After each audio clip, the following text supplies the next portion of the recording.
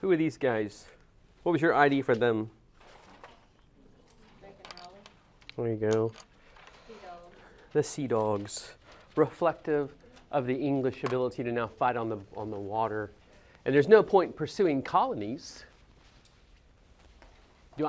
I know y'all are good friends, but I'm not going to want to like. So there's no point in pursuing colonies if you can't protect those colonies abroad. So it's going to take the English being able to fight on the water before it makes sense for them to go for any kind of colonial and then later commercial empire. It's a moment, that 1587 loss of the Spanish Armada is kind of a fork in the road. And Spain will slowly go into decline now. And the English through the 1600s will become stronger. And then really in the 1700s and the 1800s, it kind of becomes the British age. They're very powerful. They can become stronger as they go forward. And then if you think of the United States as an extension off that, you have a real significant presence for this small Britannic Isles that grow to such great influence in the world. So we talked about the Roanoke Island experiment and its failure, how everyone was gone. Did we get that far? Yeah. We did not. Okay. So they dropped off a group of settlers, men and women both, on this island where a large river comes out on the coast of Carolina. They told the folks they'd be back the next year. There were natives on the mainland. They were hoping that they would be friendly and perhaps they'd be okay. And they've gone ahead and taken this first colonial experiment because they believe in this idea of mercantilism, and if we could develop colonies, it would be good for England. It'd be really interesting. It's almost like, if you think about it then, it'd be like if a spaceship left you off on some other planet and they'd said they'd be back, right, in next year, I can imagine. But as far as like the idea of being dropped off so far from where there's any help and any contact, that would be what this must have been like for these folks. Well, they don't make it back the next year, the English don't, because of the event with the Armada. And it's not for 2 years before they get back there. And what do they find when they get back to everyone's gone, right? No sign of the settlers. There is a word on a tree called Croatan. Have you heard some different theory? I was recently heard a new theory about it. Do y'all know some theories about what happened or familiar with it? One theory is that they were absorbed into the native peoples. Like digested? Like eaten? No, they're not. But possibly. That's one possibility. Heard recently that there was a pirate island in the Caribbean that they dominate, and there was one, and it was something closely related to that word, Croatan. But I don't know why they would take the time to put that, and furthermore, why the English wouldn't have thought to go there. But evidently there was a really horrible pirate island where they think that maybe all the men were killed and the women might have been taken to Croatan, and that they didn't live past that, or they were absorbed into that place. So at any rate, this is 1587 and 88, and the English have tried an experiment with colonization, and it doesn't work. And they're pretty well done for a while now. I guess what I'm going to do now is go ahead and look at some other colonization that takes place. I'm going to look at the French and the Dutch, because once I go back to the English, it's straight American colonies from then on. I do want to have you write down one thing, if you would, about this colonization issue. The European countries are looking for colonies for economic benefit for the home country, if you can think about it that way. That's the only reason they're going for these colonies. They're not thinking we've got population pressure and we need a place to send people. That will become something that they become useful for, but that's not what they're thinking. Yeah, they're going for colonies for economic opportunity, economic benefit for the home country. That's the raison that's the reason to pursue these things. Thank you. You're welcome. Now, that's always going to flavor the relationship between the home country and the colonies, right? They're always thinking with respect to how can the colonies help us? Not how can we help develop colonies where our former citizens or our citizens abroad can have a wonderful life. That's not what the goal of these things are. And we'll want to be thinking about that in the relationship between England and its colonies. The second factor I want you to come away with is no European colony, no Europeans will develop colonies unless they figure out an economic reason to stay. You've got to find an economic reason to stay. It's got to be profitable for someone, at least some European aspect, or some home country aspect of profitability.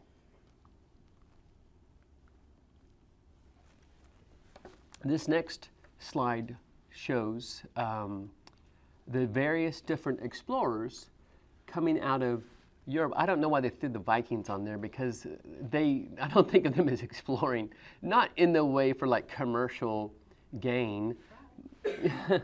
They're up on Iceland, right? And it appears that they made contact with what we would today call Canada, Nova Scotia, etc. Which one up there that was on Iceland, is it? Is that Greenland? You know what's funny about those two?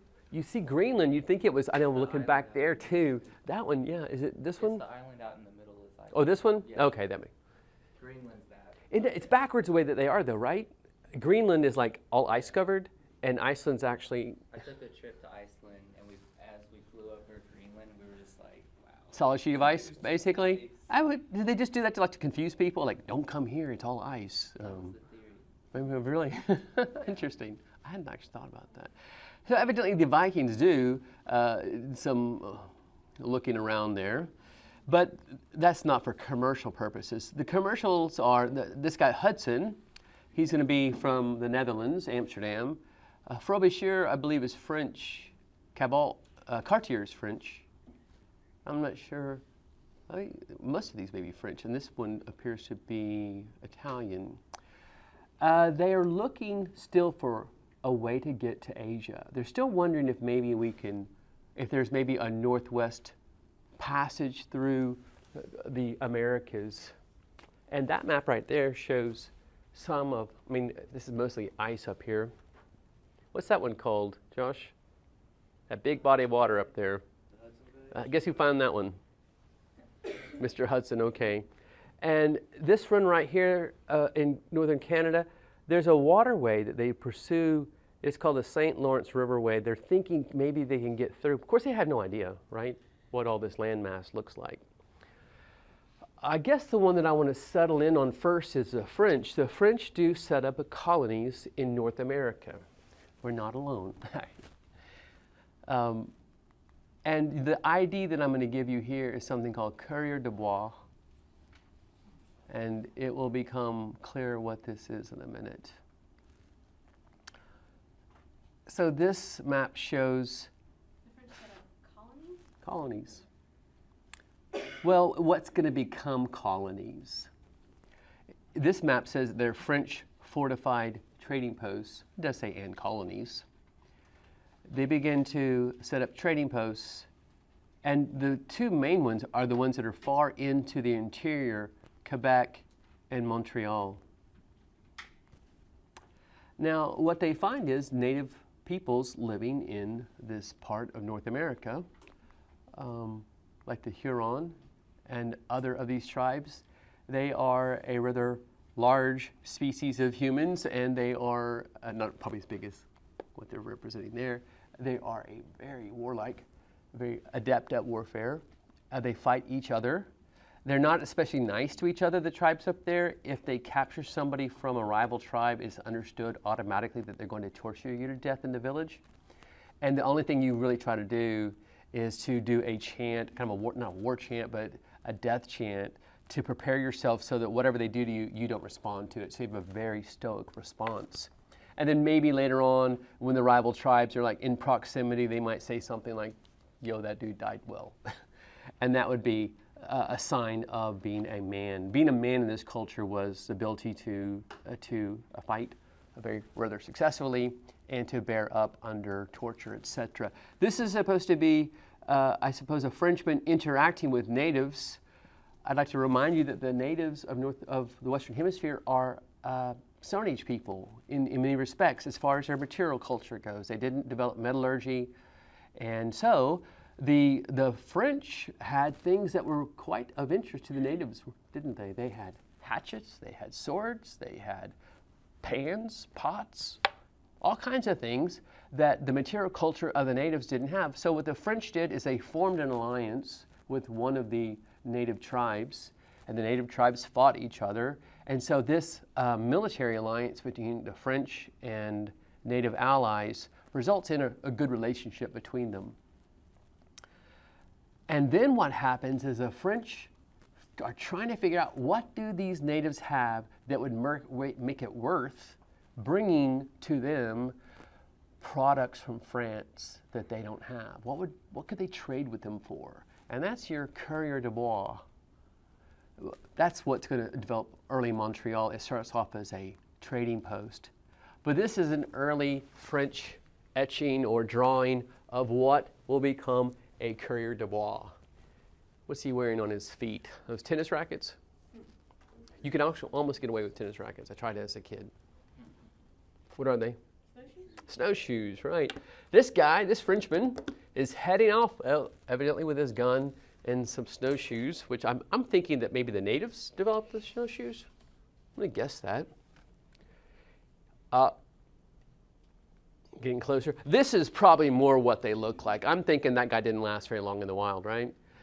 More like Duck Dynasty, right? These guys down here, these are Frenchmen who probably used to look more like that, and the ones that survived ended up looking like that. And off here in the shadows of sort is a native. So here's what Courier Dubois. Courier Dubois means carriers of skin in French. Bois is skin. What would we call it in English? This is the fur trade, right?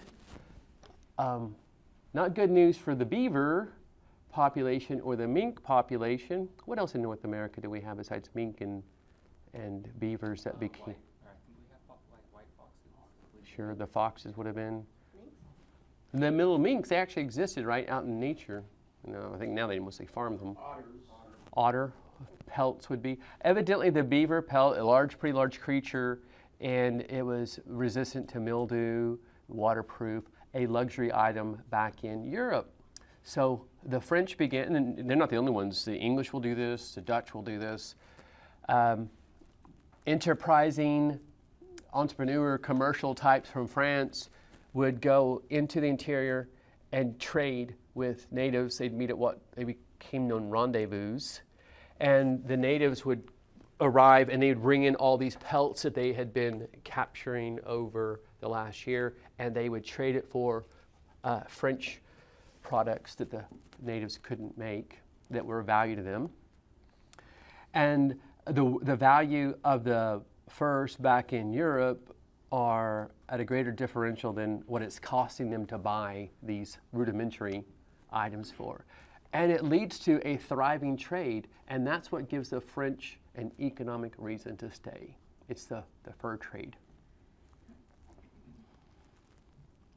The French relationship with Native Americans is pretty good. They are mostly, there's a lot of men coming from France to look for opportunities over here. Not that many families moving in. Eventually they will engage in farming, but it's not such a large French inflow that really threatens the natives there's not as much constant friction the way there is among the English colonies and the native tribes. Evidently, the French tried to Christianize the native tribes in the north. I don't know that the love of Christ appealed, or how much, because it would be a complete culture change for them to even think of it. The Jesuits were the ones who were responsible for it. I think they had some success. There's a movie called The Black Robe. Have you ever seen The Black Robe? I don't think I ever saw the whole. I saw part of that. Is it about the experience of the Jesuits trying to convert them? And don't they get tortured? They did torture the Jesuits. I guess that's what they did to each other. And evidently they were kind of impressed with the Jesuits. They didn't do this war chant or whatever, this other chant, but they like sang songs and did this thing where they were, what we would call it, praying and such. But they bore up fairly well under torture. That's all I'll say about the relationship. Well, I'll just say that the French end up with a better relationship with the natives than the English do. And that will prove important later on when England and France goes into a contest for control of North America. The Dutch also settle North America and start a colony too. And Mr. Hudson, in addition to the Hudson Bay, has found another nice large river coming in to the coast. And rivers would make, again, a great way to penetrate into the interior. Does that say Staten? Staten Island. Yeah. So Manhattan Island, Staten Island, where are we for that in America? What we call that today, Manhattan Island is New York City. So it was the Dutch who settled New York City, and they called it New Amsterdam. Is New Amsterdam an ID for you? So, It's after. oh, you asked me if I had an ID list, didn't you? I can get you one during the break. I seem to be, no, I don't have them. If you're ever down on Wall Street, near that, or near the end of the, I guess the, what is that called? That lower part of Manhattan. Do you remember the name of it? Anybody been up there lately? It's got a name for it. But anyway, down there, they've got markers about where like the first Dutch settlement was and where they had a trading place there. This is in the early 1600s. The ID that I give you for this is something called Patroons. It's on there, isn't it? Patroons, Patroons. This is early pictures of the Dutch coming over, and they actually sent families. So here's what a patroon was. A patroon was a grant of land to a Dutch aristocrat. A grant of land to a Dutch aristocrat. It was something like maybe 15 miles along the Hudson River. No, I don't think it was both sides. It was like one side of the Hudson River, 15 miles up, large land, grant of land. It's interesting. I guess you're granting the land of the native people, but it is, the Dutch are saying, no other Dutchman can go in here. I'm giving this to you. But in return for that large parcel of land, you had to be willing to bring 50 families. So you got to pay for the transportation of these 50 families. You had to bring a minister. The minister would be responsible for delivering the worship of the community and of education, keeping up with records on births, performing marriages. The aristocrat was responsible for security and law enforcement within the community to sit in judgment. It was the hope of the Dutch that by this process they could get wealthy people the incentive to go over there, right? It's not the Dutch government that's paying for it directly. They're seeing if they can't transplant. In fact, the English, when they get into this, they call this transplantations. It's almost like taking up a vine and cutting it and going and planting it somewhere else and seeing if it will grow. The Dutch have started this too, and this is and they bring, of course, their material culture with them, their style of building and such. Now, I probably will forget to mention this later on, but in 1642, the English take from the Dutch New Amsterdam and drive them out of North America. And will name that whole region New York, and then eventually that will be New York City. And the Dutch allowed various different people to come to their colony. We'll be talking about that a bit. I will try to remember that here in a minute. All right, so the Spanish have claimed all down through here and around the Gulf. They've got the Cuba and most of the bigger islands here. They've claimed Florida all the way up to St. Augustine. They've got settlements eventually all the way up here into what is today Santa Fe. And they make some penetration down here eventually into what is today Texas, up to about an area called San Antonio. Beyond that was the Comanche tribes. And there was no real point in going, A, the Comanche are up there, and B, if you look at that map over there, I went to high school there. There's no point in going and fighting Comanche for the land around Abilene, Texas. They can have it. But so the English, the French have come in up here. The Dutch have made a little settlement here. And now the English are going to get back in the game. And so your first ID for this is the Virginia Company. The Virginia Company. I'm gonna kick over here real quick to the seal of the Virginia Company so I can talk about some elements of it. In England, if you were a businessman, if you're a commercial trader, you were usually what's called a sole proprietor. You had your own shop and it was just you and you made your own profits. They did allow for a business entity called a partnership, but it couldn't be more than two people. And when one of them died, it was dissolved. About in the late 16th century, Europe in England and probably certainly other Western European countries adopt a new business entity, which is called the Joint Stock Company. The Joint Stock Company.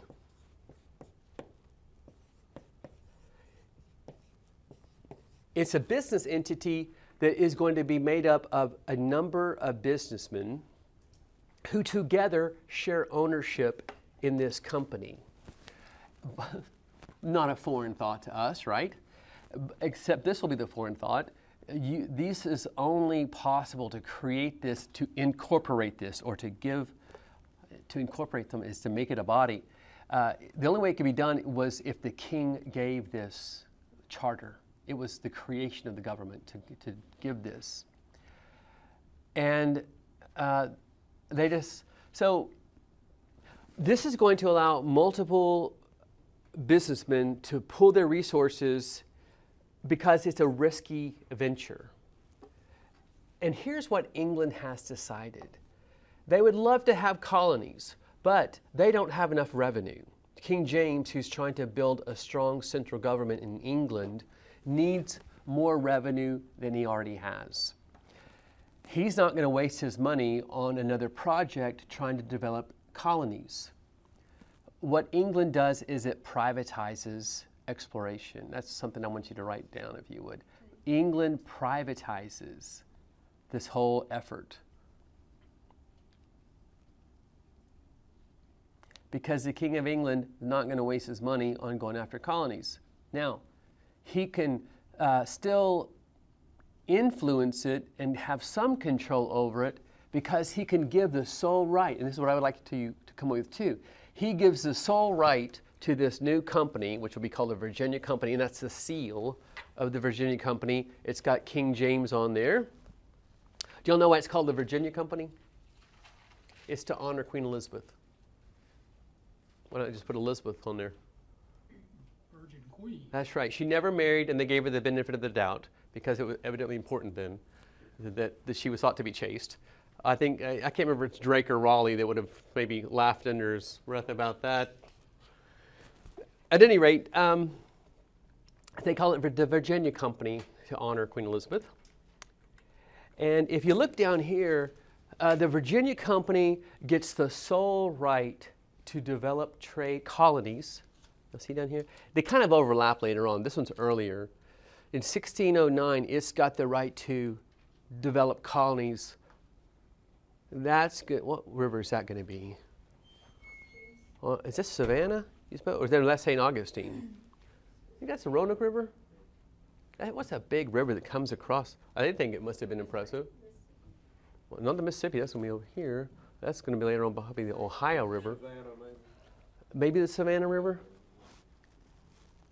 So they're going to have The Virginia Company has the sole right to develop colonies.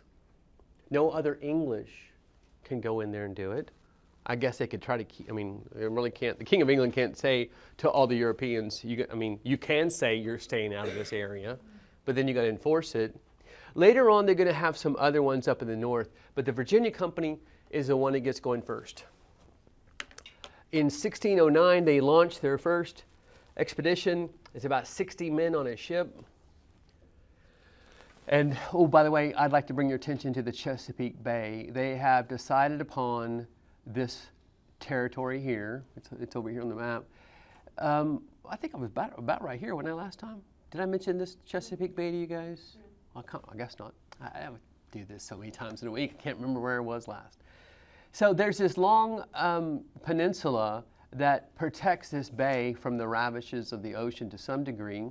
Furthermore, there's all these rivers going into the interior, and so they're thinking maybe this would be a good place to start operations.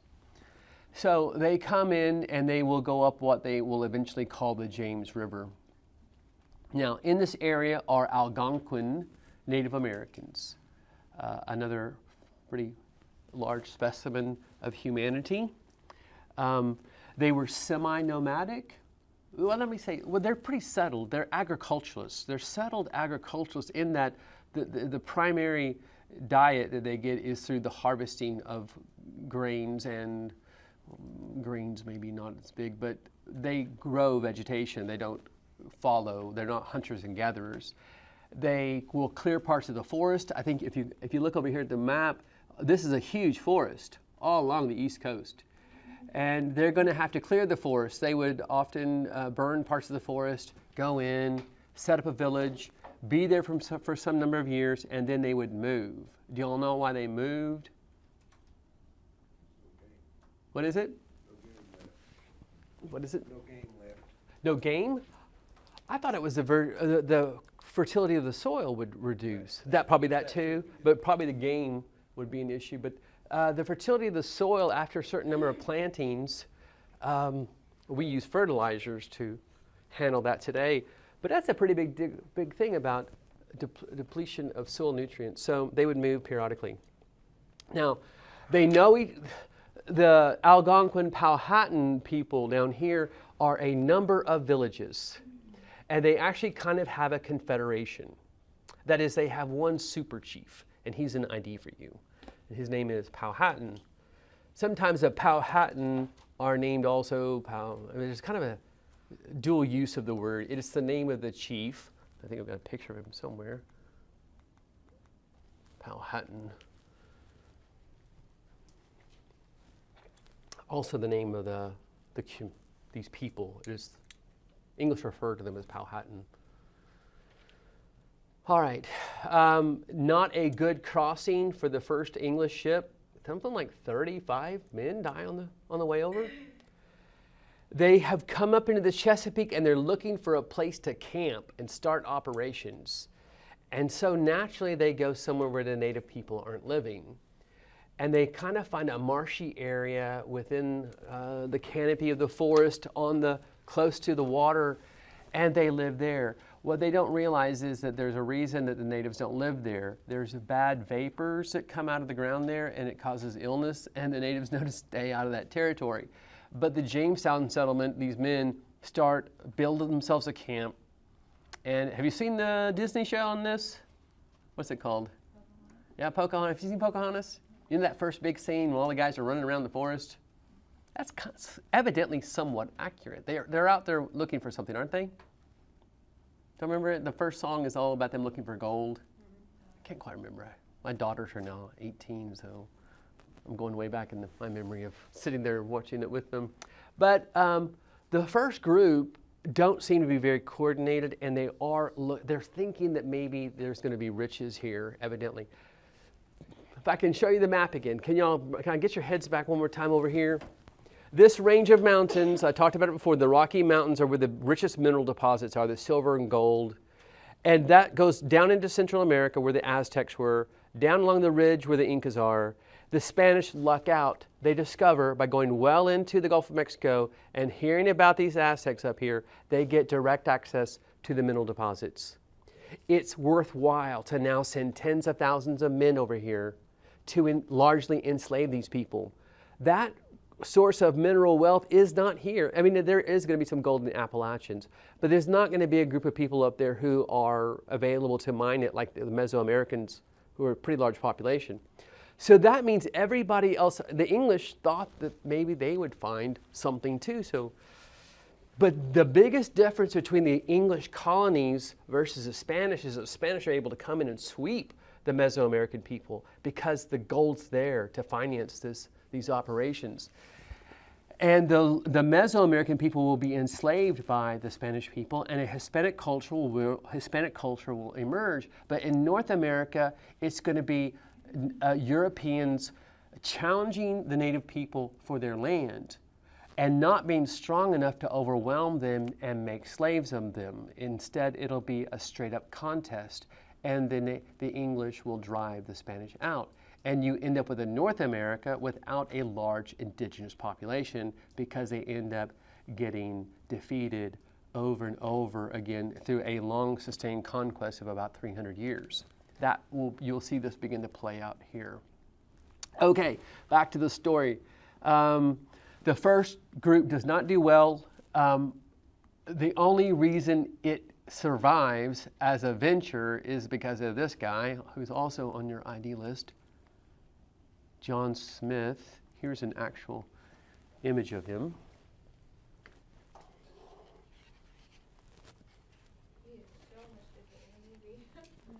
It doesn't look like the young blonde-haired man in the movie, huh? Yeah, sorry to disappoint you. He's been hired by the Virginia Company for security.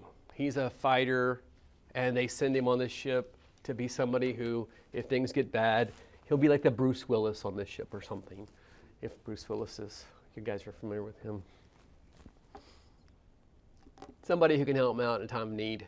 Well, they do end up needing him. He takes control of the group. He's not officially the company representative, but they've run out of food. They didn't do what they needed to do to survive, to reprovision themselves from the game, etc. And so they begin to steal from Native American villages. They organize raids. They sneak into villages and grab food and go out. Now, obviously, the native people know they're there. And the native people along the coast have become aware of the Europeans. That periodically you'll see this ship cruising along. Of course, very different from them. I guess if we ever got used to UFOs coming down and cruising along the sky, it would be like that must be for them. They knew these English who are running around the forest or whatever they're doing are not, I don't think they perceive them as a threat until the English start stealing from them. Something that was done in the medieval time was to ransom nobles. And after a battle, if you could capture a nobleman on the battlefield, you wouldn't kill him, you'd take him away and ransom him. And so the English decide to ransom some natives. They kidnap some natives from a village and they say, I don't know how you communicate with them, like, if you want to see these people again, bring us 12 turkey, 10 pumpkins, some of those little potato things. I don't know exactly how that went down, but this now means that Powhatan has got to act. And Powhatan, who doesn't live right there, comes to the response of the villages over there saying, we've got some trouble with these weird smelly people.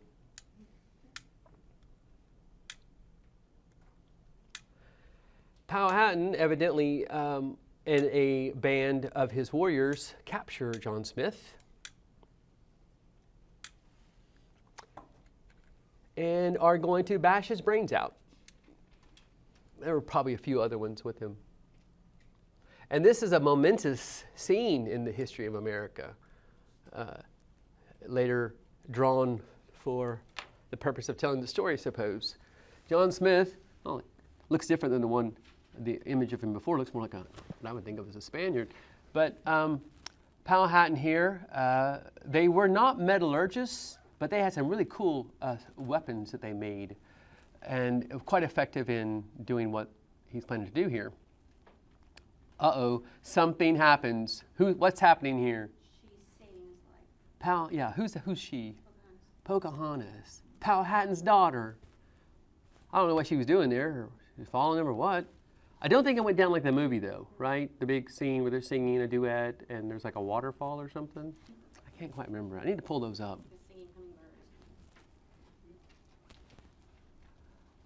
I've always thought it was the beard that probably saved him because he looks like a teddy bear. I'm thinking she said, "Daddy, can I keep him? He's just so cute." I don't know what happened. They had contact before? I don't know.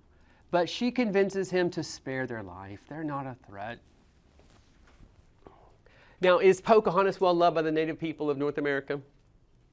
She is not well loved because they feel like that ultimately all these native tribes will lose their land to the English, and there's some perhaps wishful thinking that if John Smith and company had been destroyed, the English would have come, or they would have given up the idea, and the native people would have escaped this. I think that's unlikely. I think that probably they would have still come. It's not quite sure, but I can tell you this. Y'all see Avatar? Y'all see Avatar? Can y'all see how did y'all notice how Avatar tracks with the story of the arrival of the English at Jamestown or the New World? I thought it tracked quite a bit.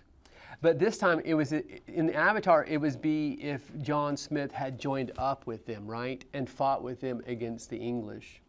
But I can tell you one thing I did think at the end of the movie, when they were letting them go, the humans go, and they were back to their spaceship, I practically yelled at the screen. I was like, blow up the ship, right? You can't let them leave or they'll just come back.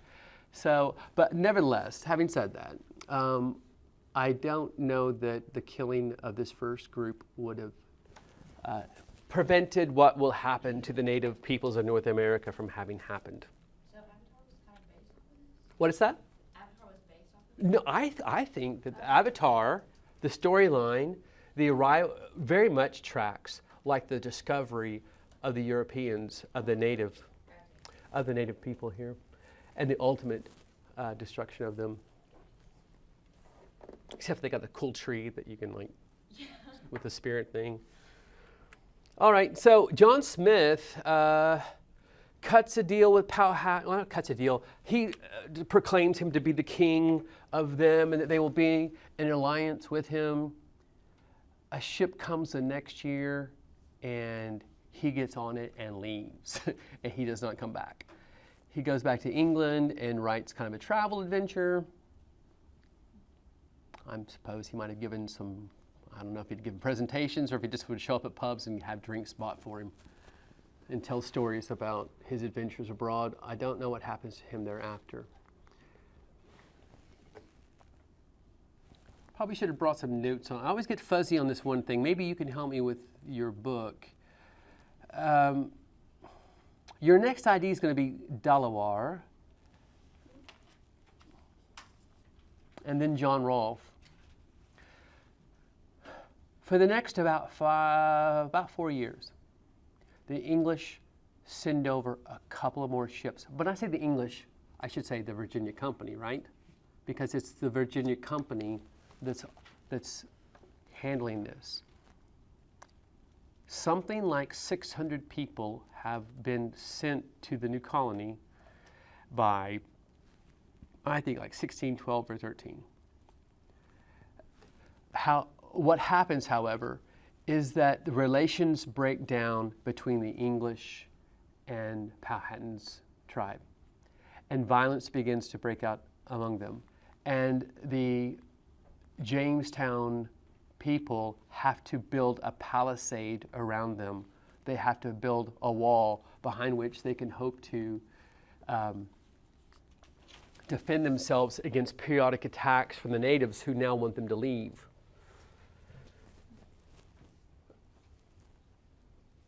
They end up going into a loss of food. They're not able to hunt. And then on top of that, there's these bad vapors in Jamestown.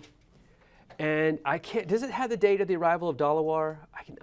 I'll try to look. I just don't like to bring notes and read from notes or go back and forth. And Usually I don't.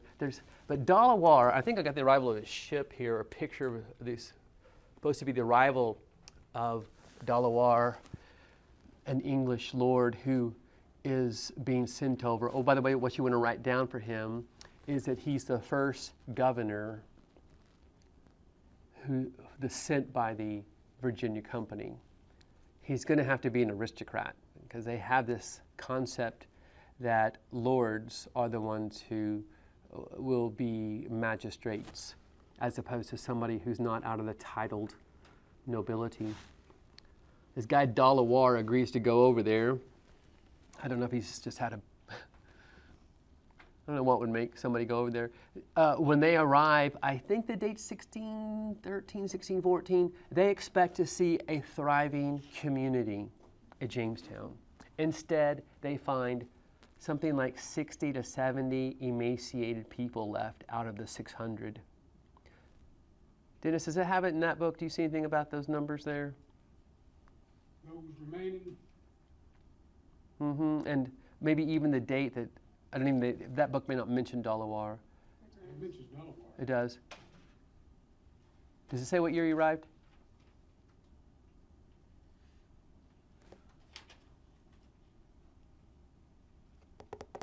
You know, I think that, 60 emaciated people still alive.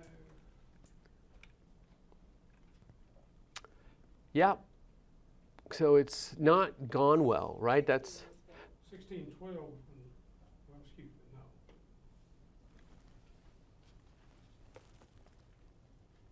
See no date. what was that? 16? See no date. Okay, no date. All right, I'll see if I, well, at any rate, it's been about 3 or 4 years. They expect, when they arrive, a thriving colony, and what they find is a coppolyp. They being Delaware and the English arriving, right? They would be the ones who are arriving. And they expect to see a thriving Jamestown. Instead, they see practically a ghost town. Now, what is significant is that on this ship is a young man named John Rolfe. And John Rolfe has decided to go to the Chesapeake Bay because, well, he's in possession of something that is potentially of great value. I don't know exactly how this went down, but I don't know if he was like in a port city and was sitting in a tavern, and somebody slides up to him and goes, "Hey, buddy, do you want to buy these beans?" He's like, "What are they?" They're like, "They're magic beans, right? You plant them." I love that story because it's like Jack and the Beanstalk, because I can imagine what John Rolfe, he don't think he traded his cow for it, but actually what the guy says, they're tobacco seeds. Tobacco seeds. You all probably recognize that plant. All right, so now let me explain to you real quickly about tobacco and why this was so important. The Spanish, this is 1610. They've been in the New World since 1492. Somewhere along the way, they observed Native Americans taking this plant, taking the leaves off of it, rolling it up into like a straw, putting it up their nose, lighting it, and inhaling, which sounds like a horrible way to get a nicotine, into your body. But they did that, and evidently some Spanish decided to try it too. They probably threw up. Then they decided to try it again, and it made them feel kind of good. And then they found out they really wanted more of it. If they didn't get it, they needed it. And what ends up happening is the Spanish, like the native people who are using it, become addicted to it. It's got a chemical called nicotine that gets past that blood-brain barrier. They begin to bring it back to Europe. And in Europe, in the port towns, were where men met together to do business transactions. So these thriving port towns where ships are coming in and out and they cut deals, and these kind of a coffee house culture emerges where deals are cut. And tea is being imported from England. I don't know where and when we got a hold of coffee, but coffee is thriving now too. And evidently something like They don't have a good cup of coffee there. Well, I guess they're hanging over there. Something's born in heaven, nicotine in one hand and caffeine in the other. And a whole lot of humans fall in love with these two low-grade drugs and become addicted to them. And the Spanish decide to forbid the exportation of plants. They want to dominate this growing market for the demand for tobacco in Europe. The Spanish forbid plants from leaving their territory. But evidently somebody smuggled out some tobacco seeds, which are in these pods up at the top of the plant. I actually haven't been around. Anybody grown tobacco? Josh, you have? There's like a lot of seeds in there, aren't those pods? They're like chock full of them, almost like poppy seeds. They're very little, like poppy seeds. When I was little, When you were little, you were around them. and it's a lot of work. What, to process tobacco? Or the seeds themselves? Have you ever seen the baskets, how big they are? Of the plant? I think I've got a picture of the plant. Do you call that the basket? No. You have baskets. When you cut it, after you tied it up to a stick, I've seen that done. you throw it into a basket. All right. Carry it into a barn. Okay. Then you got to hang them up. And the basket is about 3 feet by 3 feet. All with leaves and such Yeah, in there? You're carrying that by yourself. Yeah. sometimes. Loaded down. How long do they dry them for? The whole winter you dry the tobacco for? It takes a while, and they can be very sticky. Okay. What about the heads? Did you ever mess around with the seeds on top of the stalks? Or y'all just leave them on the top of the stalk and then mow over them? Well, plow over them. Probably for my cousin who did it a lot more. You top the tobacco to encourage the leaves to grow, so you take the flower off in the process, in the culture. During the year? Right, seeds are taken through labs and such nowadays. Okay. You buy them directly and you just throw away this part. And that makes the plant spend more time into the leaves? Okay. You didn't plant seeds. Farmers would buy small bedded plants. Okay. You already sprouted. That's what I you see. plant. But evidently plentiful as far as like the seeds at the top of these. I think they produce quite a bit. John Rolfe, this young Englishman, I think he knows that they probably won't grow in England. I think they know they're temperamental and it has to be warm. And he wonders, will they grow in the Chesapeake Bay where the English are? And so he comes over, bringing his seeds with him, plants them. By the way, Dolawar, I think I put this on the test. His arrival, and I think I say 1610, saves the colony. The colony, I didn't mention this, those 60 remaining people were on the verge of abandoning Jamestown and leaving a note like, we're heading up the river. Find us if you can. They were on the verge of that when Dolawar, and I think it was 3 ships that arrived on them. That ship was Jean Rolfe. Now, they stabilized the situation with the natives. They brought in a lot more resources, and he gets a chance to plant his tobacco. And it works. It grows in the Chesapeake. It grows in the soil there. And now what happens is the Jamestown colony, everyone starts growing tobacco because this stuff is extraordinarily, it's of great value back in Europe. It would be like growing cocaine, perhaps. That kind of level of quality, of demand for the price. So what this is going to lead to is here's what I put, is John Rolfe and the development of tobacco is what gives the English colonies an economic reason to stay. What's going to happen is Virginia is going to become the wealthiest colony in the colonial period. And its wealth is going to be based on the exportation of tobacco.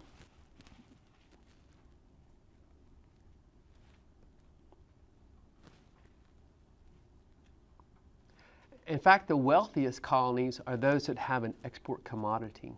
We'll be talking about that eventually.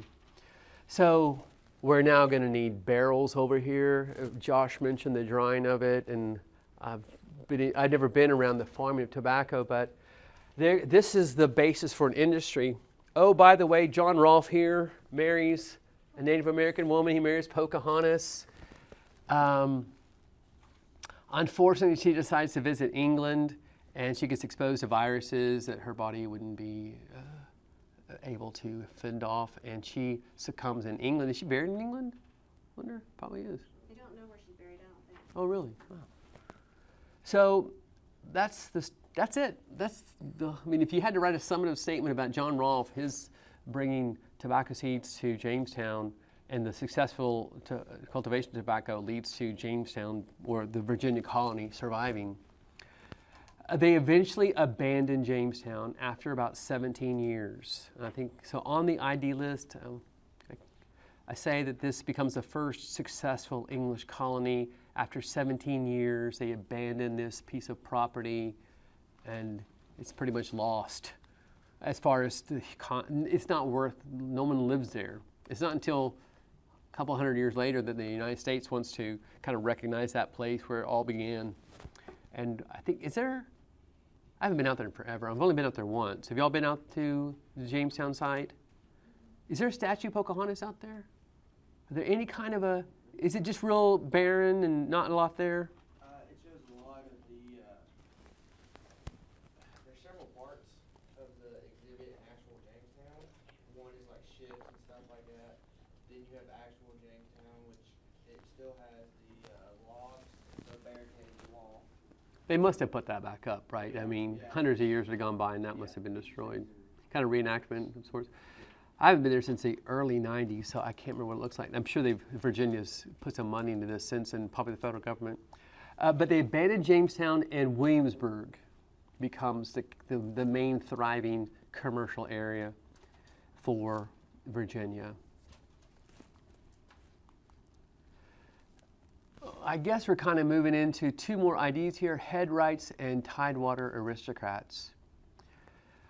The Virginia Company wants to make money in trading tobacco from cultivated in North America back to England. Remember, they've got the sole right to ship things back and forth. In fact, this is the only reason that the Virginia Company did not know that they were going to get into tobacco. But the whole reason that they invested all that money early on was to make some kind of permanent trading relationship that the joint stock company, the people who invested in it, could now reap profits. Well, they see the avenue here. It's tobacco production. How can they increase tobacco? What do they need for tobacco production? Workers, there you go. So, and I'm guessing that there was no effort made or whatever with the Native Americans. It does not work for them to become a workforce. I will say this, things do get better after 1610. For about a good 10, 15 years, the English and the Native Americans under Powhatan during his time, it's a decent relationship. Apparently, the Virginia Company lavished Powhatan with different luxury items, and he was willing to say, well, you will back out of this area, and y'all can use that unmolested. Now, England wants people to move here rapidly, and so here is their incentive. It's called the headrights. Every man arriving in the Virginia colony gets 40 acres of land, if I recall correctly. Is that what it is, Dennis? 50 acres of land, thank you. 50 acres of land. Now, the passage to come here is expensive, rather expensive. Most people couldn't afford it. So, this is where we get the development of something called the Tidewater aristocrats. Now, the Tidewater area of Virginia is, if you can remember that map back here, I'll go ahead and jump back there for a second. All these rivers are affected by the tide. And the river will go up and go down as the tide did for some number of miles perceptively. And so that becomes a tidewater area. And that's where this rich soil is that can sustain the cultivation of this tobacco. And as far as the aristocrats goes, it's this.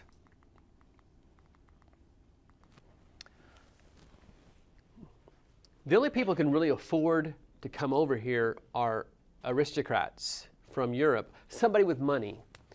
The phenomenon is that some, what we might call petty noblemen, or some, maybe even a petty nobleman is somebody who's got an aristocratic title but doesn't have very much land holdings.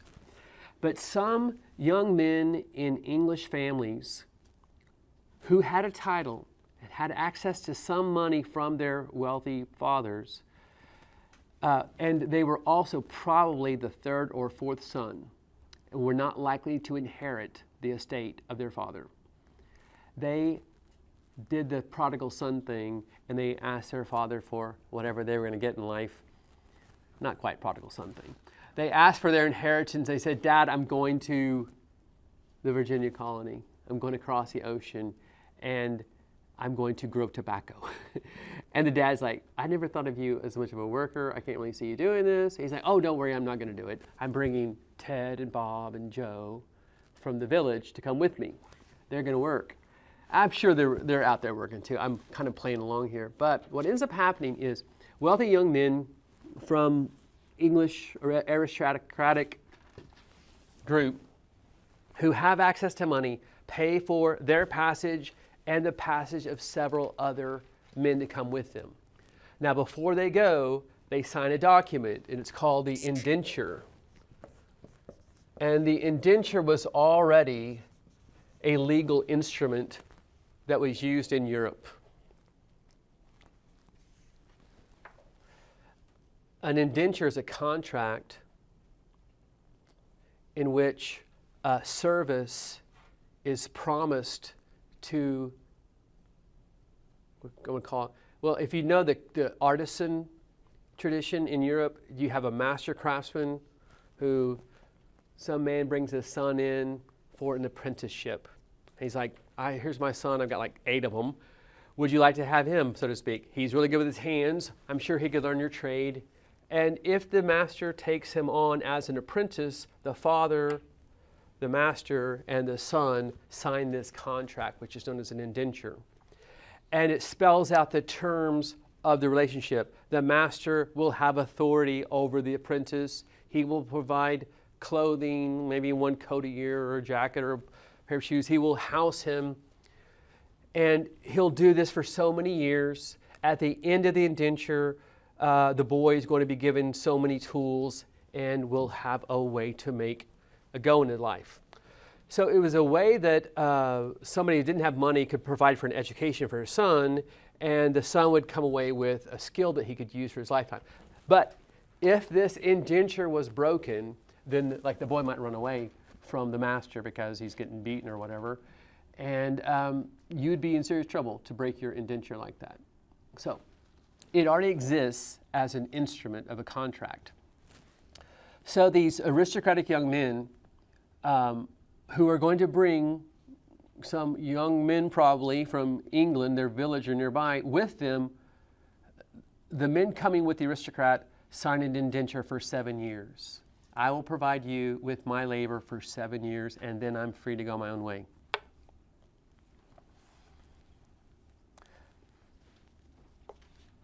So let's say if you're a young aristocrat and you pay the passage for yourself and 5 others, well, you'd have what, 300 acres? And now all you guys do is grow tobacco for the next 7 years. And as an aristocratic young man, you're like, I got 7 years with these guys. We're going to get all the tobacco we can, export all we can, and then I'm going to have to bring in some new people. Now, the reason it was decent for the young men who joined with the aristocrat is that after 7 years, they'd probably have a chance to get a hold of some land for themselves. What typically happens is this leads to the creation of some large estates, as wealthy aristocratic types from England who have the resources, they build large estates, which the English will end up calling plantations. And they will make a lot of money. And they will build palatial estates. And back in Europe, I'm going to guess that some of these ones, that branch of the family that came to America might end up more wealthy than some of the that family line that they'd left back in England. So it's an interesting phenomenon. Now these Tidewater aristocrats become the natural leaders of Williamsburg. And I guess I'll go ahead and mention, this is eventually what emerges, and this is like fast forward probably 100 years of development, but craftsmen will now come over and commerce takes off, and there's more and more demand for a variety of laborers. And here's your House of Burgesses. I know in Germany they call businessmen burghers, city commerce types. And for some, I'm not sure exactly why we call this the House of Burgess, but think in terms of the House of Commons or the House of Lords. This is a body, this is a lawmaking body. The House of Burgesses is the first lawmaking body in the English colonies.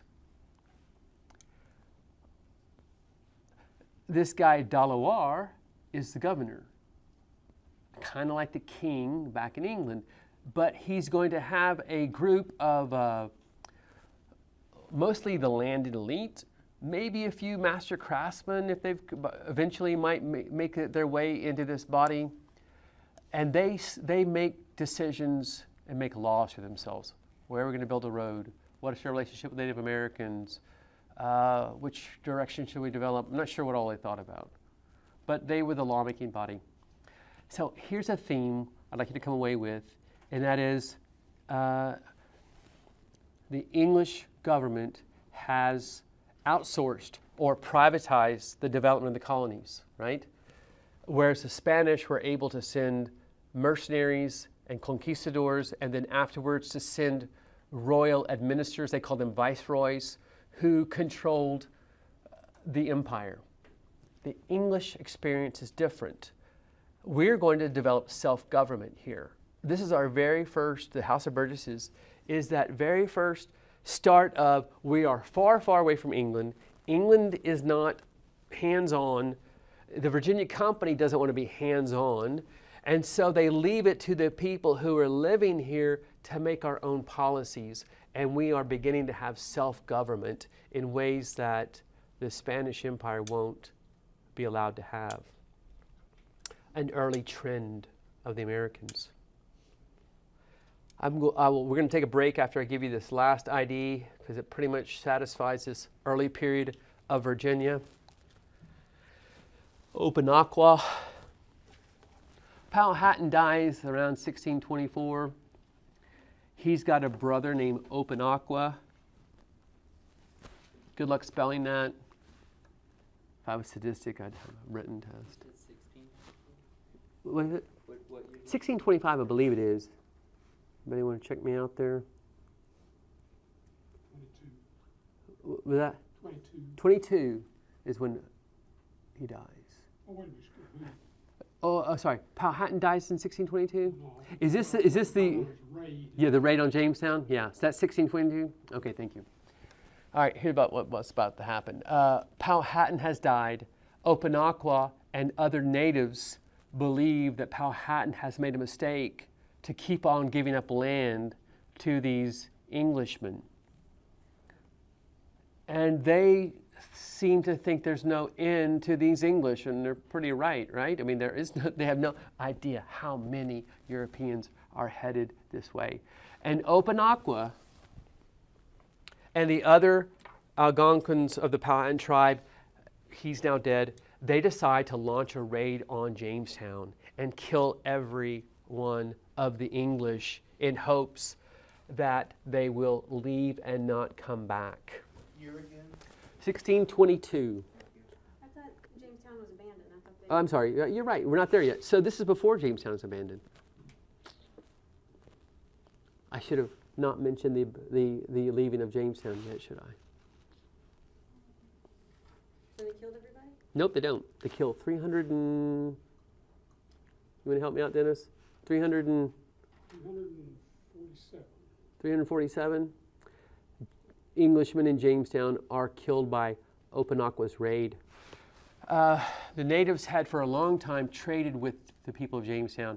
They would bring venison and fowl and different things to them in trade for various things of value. Also furs too, by the way. And so on this one morning, I don't know if you have the date, but he has several warriors go in 2, 3 at a time. They've got cloaks on or some kind of maybe blankets, and they've got weapons under there. They go in 2 or 3 at a time. And then finally they've got enough in there. And then on the outside, Powhatan's forces have moved in on Jamestown, and they launch a surprise attack, both starting on the inside and then backed up by an outside forces coming in. And they managed to kill 347 English. The English, however, survived the attack and pushed the Algonquin warriors out of the village.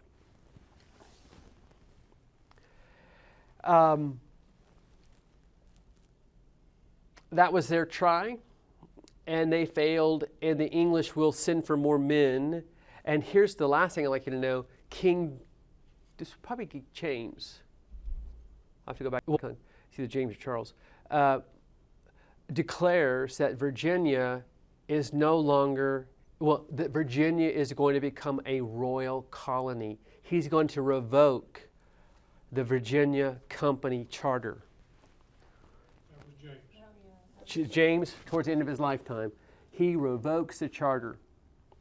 And he says, you've not been responsible for the security of these 300 citizens. Therefore, I'm, as their king, and I'm responsible for their security, I'm going to have to step in here and make it a royal colony. Now, as you can imagine, I think he also must have also seen the value that's going to come out of this potentially. Now, rather than the Virginia Company being able to sell the land and get it directly to themselves, they're now going to be, the king is going to be able to sell land to different aristocrats and different people and actually have a revenue source for the throne, for the crown or for the government.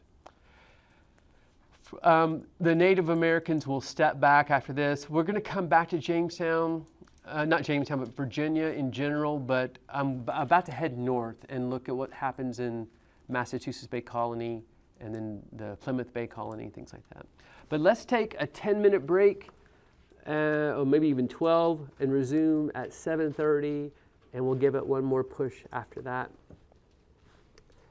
And if you want to look over your notes or anything and say, hey, could you double check or explain this again, I'd be happy to address anything afterwards. Okay, let's see if this is still recording. Yeah, it is. Thank you, Todd. So I want to go back and amend my comments, and it kept occurring to me that I was making a mistake. When I saw this right here, it threw me. 1607 is when the Jamestown is founded. Well, the Jamestown experiment starts. So go back and correct. It's not 1609. I don't know why this map has decided. Maybe that's when the boundaries were figured out and the crown established that. But 1607 is our first. Went ahead and went and grabbed my notes on this. That's when they moved down to Jamestown. Yeah, when they make their camp. 144 men leave on 3 ships in 1607. Only 104 survive the journey. In the first year, all but 38 die. John Smith's responsible for helping them out. It is the winter of 1609, 1610, which is known as the starving time.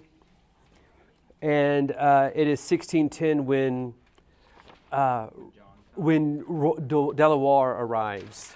Now there is different interpretations about where Rolfe got the tobacco seeds. Some stories are the one I told you. Other ones are that contact with West Indies natives somehow came to the colony, maybe a ship showing up and they sold it. If you ever find yourself wondering more about anything a lot of what we might have talked about in here, let me go ahead. I've been meaning to give you this resource. If you go to the library, if you're off campus, I think you've got to put your username and password in here to reach the databases. But if you go down to this database And just down here is called American National Biography.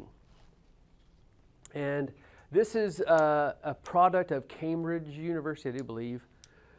And what they have is they've collected all these biographical sketches that are scholarly in nature. They're done by academics.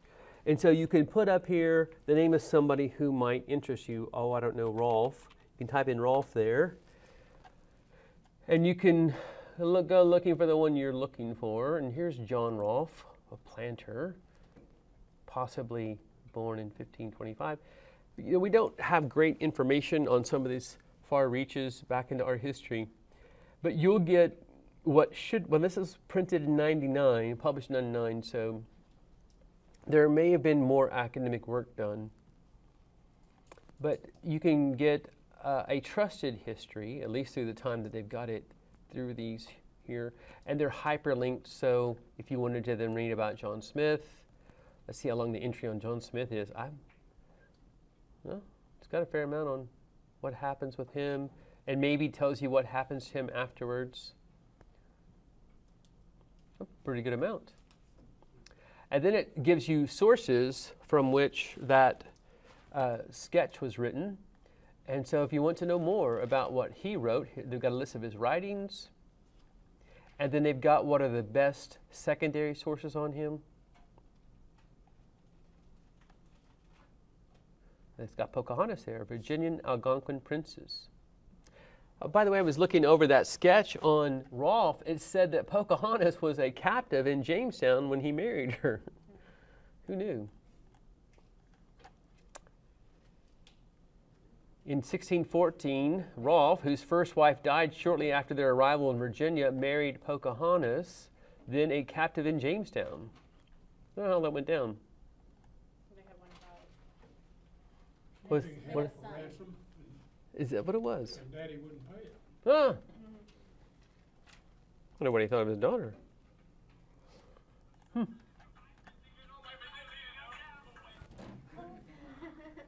Okay.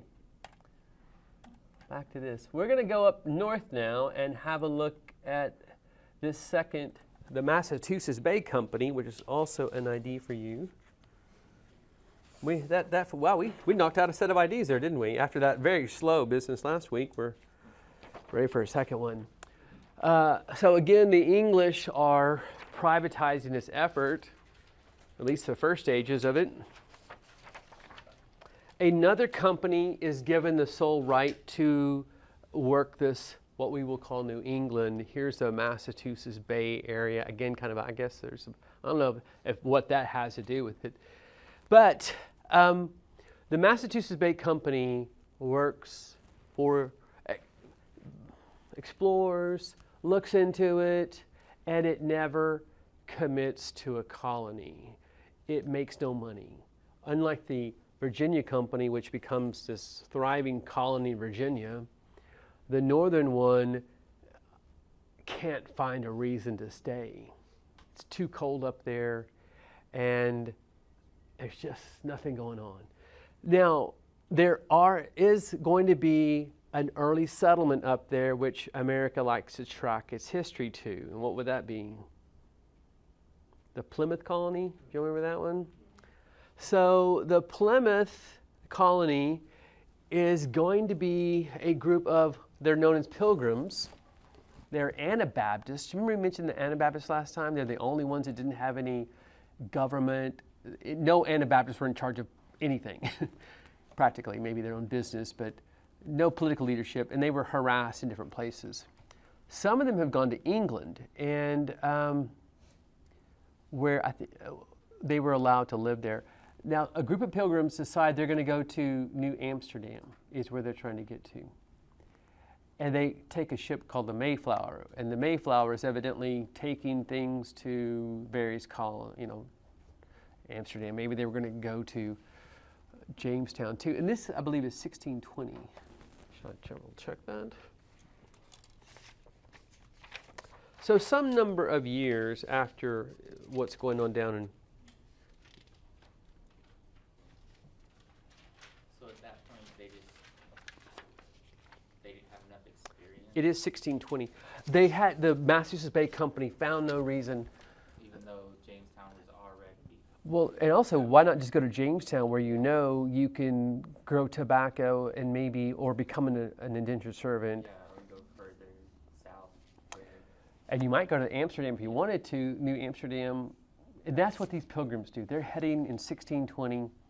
There's only 35 saints who were pilgrims and 65 strangers, they called them. And they were headed towards the Hudson Bay.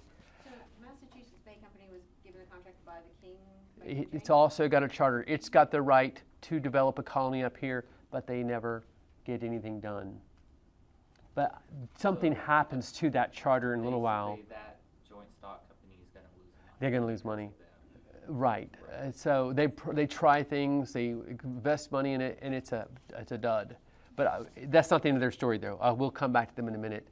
But our earliest group up here is these pilgrims, and they get on this ship, the Mayflower. 35 of them are pilgrims, and another of them are on the group for whatever reason. The Mayflower ends up something like 400 miles north of the Hudson River, and the ship wants to go back, and the pilgrims want to be left there. They don't want to go back. They have come to the New World to pursue a place where they can practice Christianity the way they want to, in a place where they hope they will be unmolested. They are willing to just be dropped off on the shore and left alone. Before they get off the ship, they decide they'd better, since they're on their own, come up with some kind of agreement of how they're going to work as a society. And this is probably a 1970s, looks to me, style of art, painting, depicting this moment when they sign this agreement about how they will function as a community. What is that? That's government. What's it called? This. There you go. A compact is an agreement, a charter. Mayflower Company, is it compact or is it? Compact is what it's going to be called. The Mayflower Compact What's the Mayflower is a promise between them. What is your question? This is Mayflower Company on the ID. So that- Oh yeah, that's a mistake. Sorry. That's supposed to say Mayflower Compact. Make a note to myself to go back and change that. William Bradford, I suppose, is supposed to be depicted here, and he is chosen to be their leader of the community. And they get left here. And where was it that they ended up staying? North of what is today Boston. No, I think it's south of Boston. They're going to try to make a settlement there. And this picture is associated with them. What is this picture? Yeah, we think of Thanksgiving here. This whole Thanksgiving story that America tells itself about our early origins dates to this relationship between the Pilgrims and a group of Pocahontas, I think was the tribe that was there, that they become friends with. We don't end up, the Pilgrims get lost in history. It's not until the Civil War when the South is kind of saying we have got the right. It's like, I think academics were arguing over who was here first. Was it the northern colonies or the southern colonies? Everybody knew about Jamestown, and some northern scholars were trying to say, well, that was a commercial operation. The first time that families came here as a colony was this group of Pilgrims, and so that's when they kind of got revived. And then in the 1930s, Franklin Roosevelt proclaims that Thanksgiving will be a national holiday, and since then we've kind of expanded some of these early stories that I would imagine probably in the 19th century we had some of these. But this looks very nice, doesn't it? Right, the natives helping out, and I don't watch the History Channel, but I did discover, y'all will be happy, a little passive learning here for a moment. I'm trusting the History Channel on this. It seems that they had scholarship behind this. Let's see if I can find this. I hope it's still on there.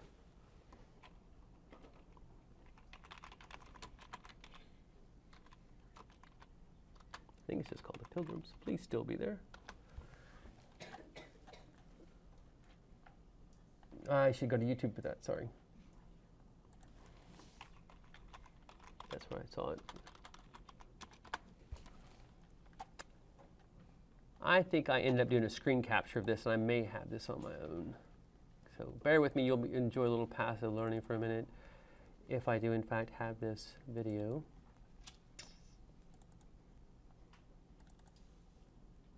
Okay, good. I have a screen capture of it. Since it's taken it down.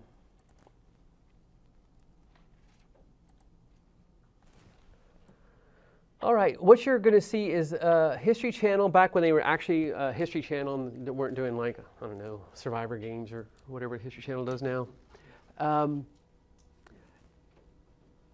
It's got some celebrities that show up in this guy named Michael Douglas, who's a big actor. He shows up in it, and he's kind of talking about the early character of Americans. Every once in a while, they'll cut away to somebody speaking with an English accent. They do a reenactment of the Pilgrims.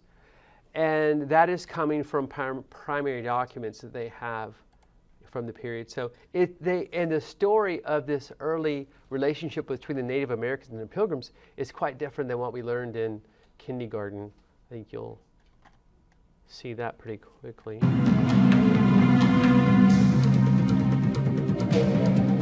10 years after Rolfe arrives in Jamestown, another group of English settlers lands in North America.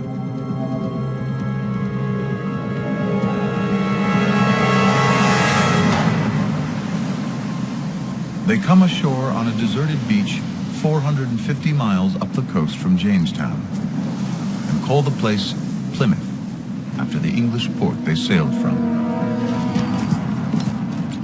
These are a different breed of settler, a group of religious dissidents with faith at the center of their lives. They made the dangerous Atlantic crossing seeking religious freedom in the New World.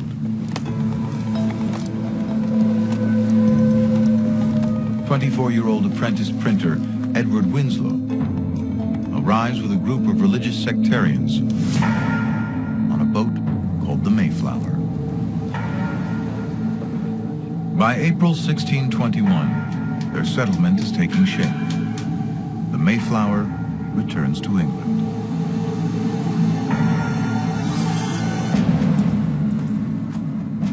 The Pilgrims are on their own in an unknown land. A great hope and inward zeal we had of laying some great foundation for the propagating and advancing the gospel of the kingdom of Christ in those remote parts of the world. There are 19 families, goats, chickens, pigs, and dogs. They have spinning wheels, chairs, books, guns, and no way home. They were heading for the Hudson River, but they've landed 200 miles further north at the beginning of winter. They have arrived in the middle of a mini ice age, temperatures 2 degrees colder than today. Winters are longer, growing seasons shorter.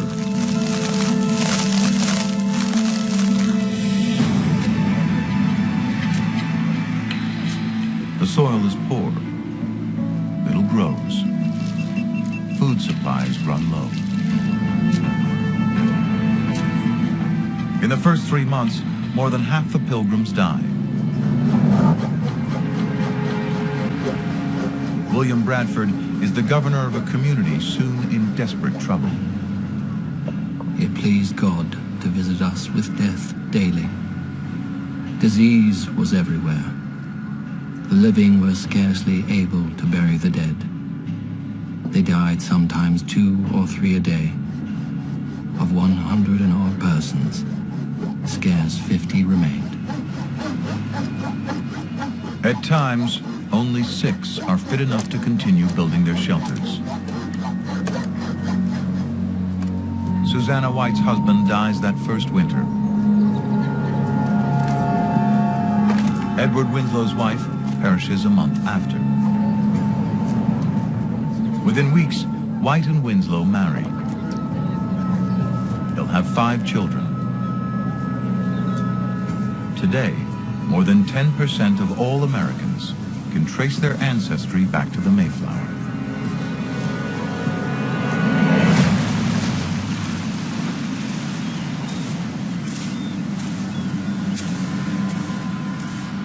For a time, Plymouth provides the sanctuary they sought.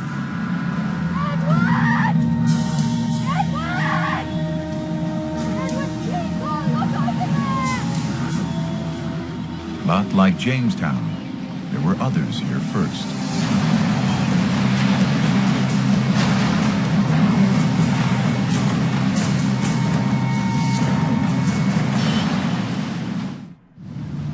April 1621. The Pilgrims have been in the New World for 5 months. Barely half survived the first winter. But they're not the first Europeans to arrive on this coast. 5 years before, European ships brought light-skinned people and plague. Almost 9 out of 10 of the local people are wiped out.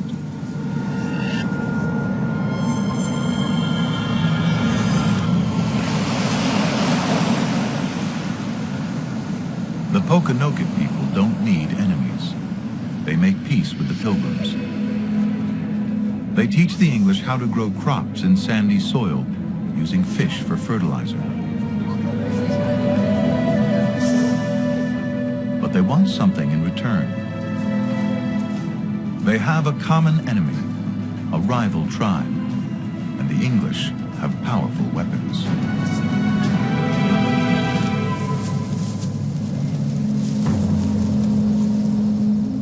The Pilgrims aren't soldiers, but in the New World, they have to fight to survive.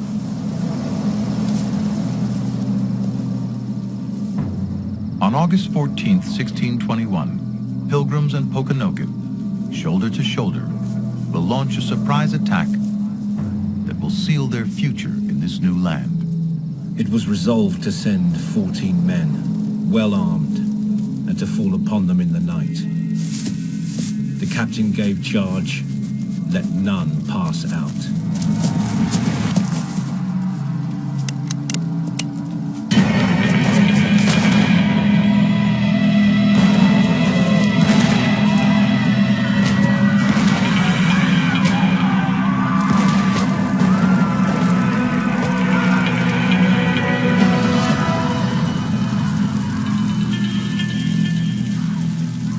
The rival tribe doesn't know what hit them. Surrounded, they have no answer for English firepower. Pocahontas and Pilgrims find common ground and a chance to survive.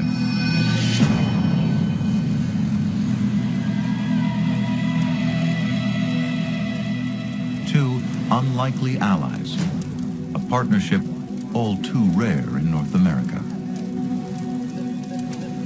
We have found the Indians very faithful in their covenant of peace with us.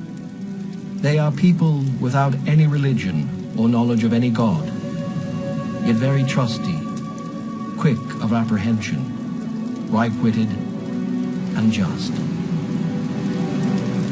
Their victory brings a period of peace to the colony. Their friendship is celebrated in a feast. In time, it will become known as Thanksgiving.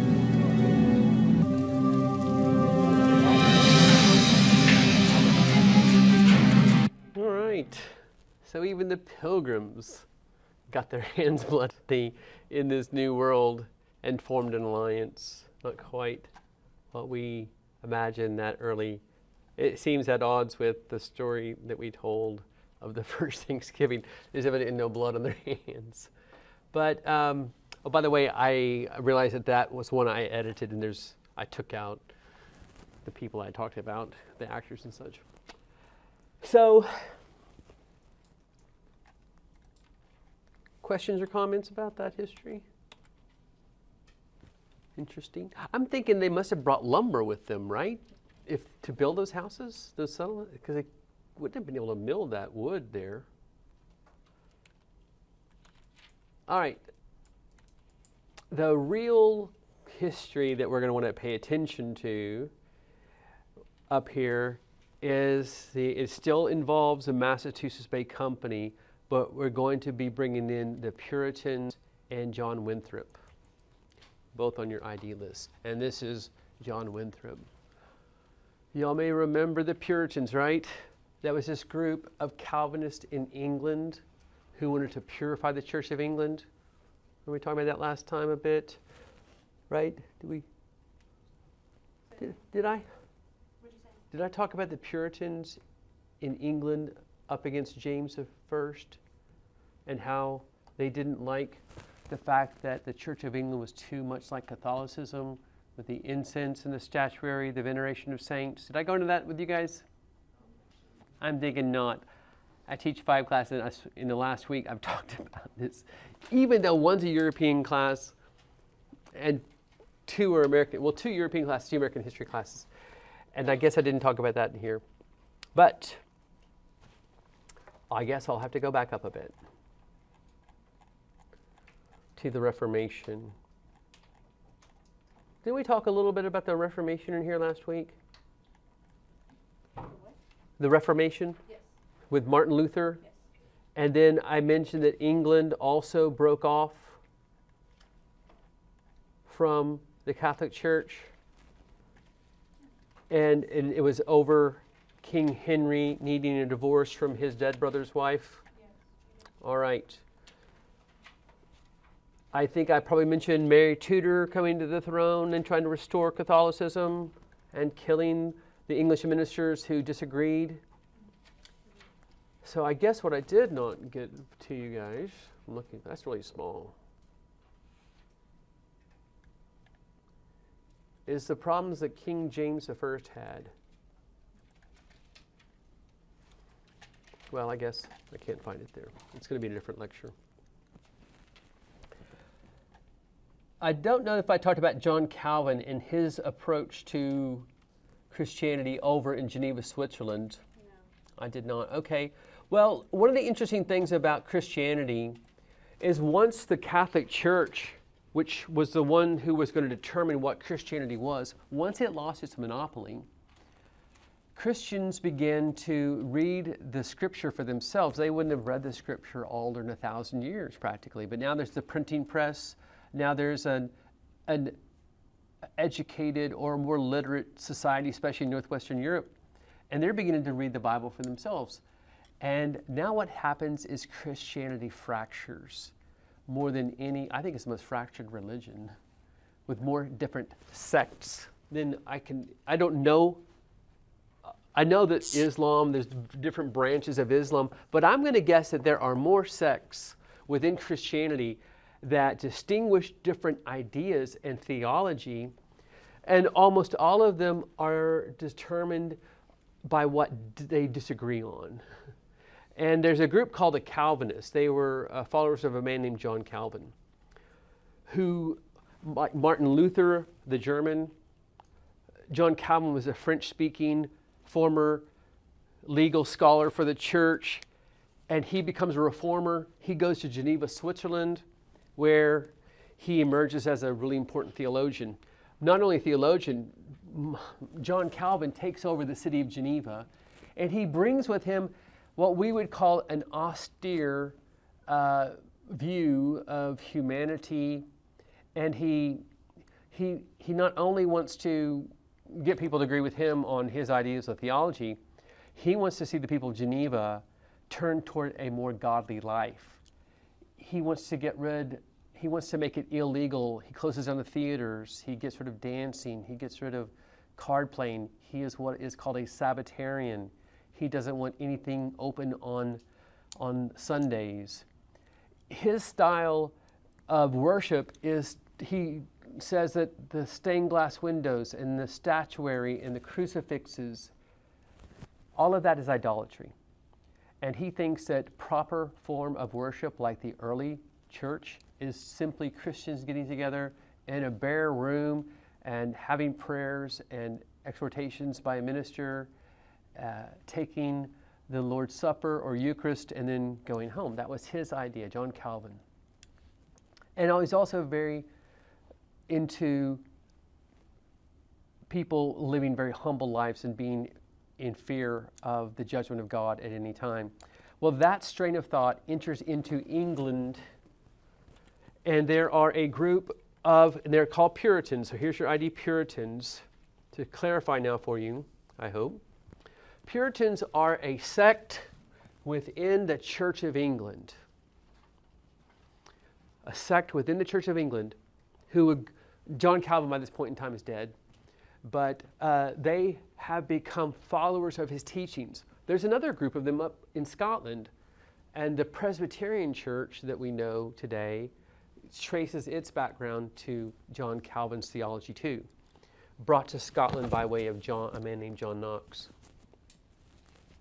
Now, they get the name Puritans because they want to purify the Church of England. And just to remind you, there was a Catholic Church in England from, 800 AD to now, 700 years has been a Church of England. And what Henry had done is simply made himself the head of the church, and he kept all the trappings of Catholicism in the Church of England. So the Puritans want to purify the church. They want to get rid of the crucifixes. They want to get rid of the stained glass windows. They don't want to have the veneration of the saints. They want to get rid of the pointy hats and the staves and the incense and all that, which they call idolatry. They actually managed to get into some pulpits, and they get into some seminaries. It's kind of like a fight within a denomination. Well, ultimately, they cannot gain power completely over the church. And after years of trying to purify the church, the head of the church doesn't agree. The Archbishop of Canterbury does not agree with that the church needs to be purified. And see, the Archbishop of Canterbury and other leading theologians deny the Puritans a place in pulpits, and they actually pull them out of the pulpit. It's kind of a subgroup trying to take over a larger organization. John Winthrop is pictured here. He's the leader, a leading figure among the Puritan sect in England. Why are they not called the Calvinists? John Calvin. Probably because they're trying to reform the church on the inside, but they're not going to be called, I guess they are Calvinists. Calvinists are still around. There's some Baptists who are kind of moving towards Calvinism again, and they believe in predestination and things like that. I think they're called Calvinist Baptists or something.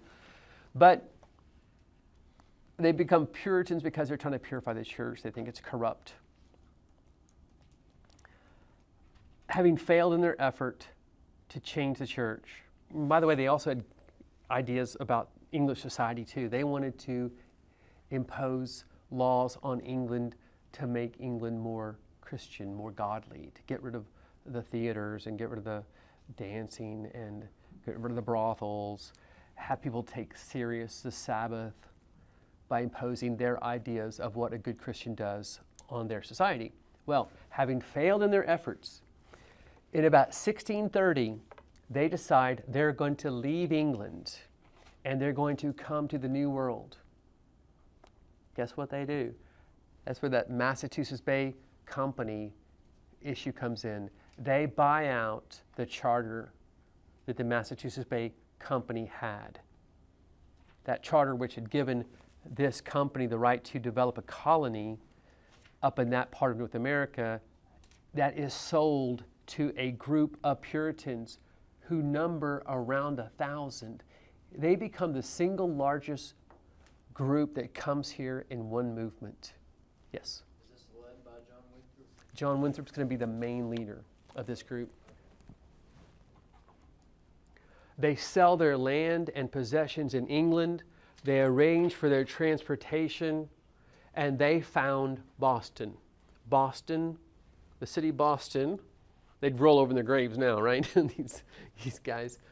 But they found the city of Boston with the idea that they're going to make the perfect Christian society. They kind of have they don't want to completely admit defeat, and they feel that they're called for something, maybe to redeem humanity to God through their ideas of Christianity. Their mission now is this. They're going to show England what a good Christian society will be like by living as a model. They'll lead by example, if you would. But 1,000 of them come over here. It's a large group, and they form a colony. John Winthrop talks about Boston becoming like a city on a hill that will, I think he's quoting Matthew there, be something that will be a model to others. They are overtly religious, and they are trying to make a perfect Christian society. Now, he becomes two things, and there's a word I want you to learn. It's called theocracy or theocratic.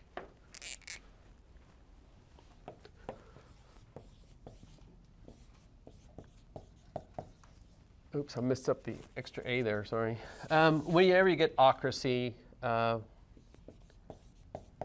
we're thinking here government by, right? Democracy, government by the Dems, which goes back to Greeks. The Dems were districts around Athens. So that's rule by the people. Monarchy, rule by one. Oligarchy, rule by a group.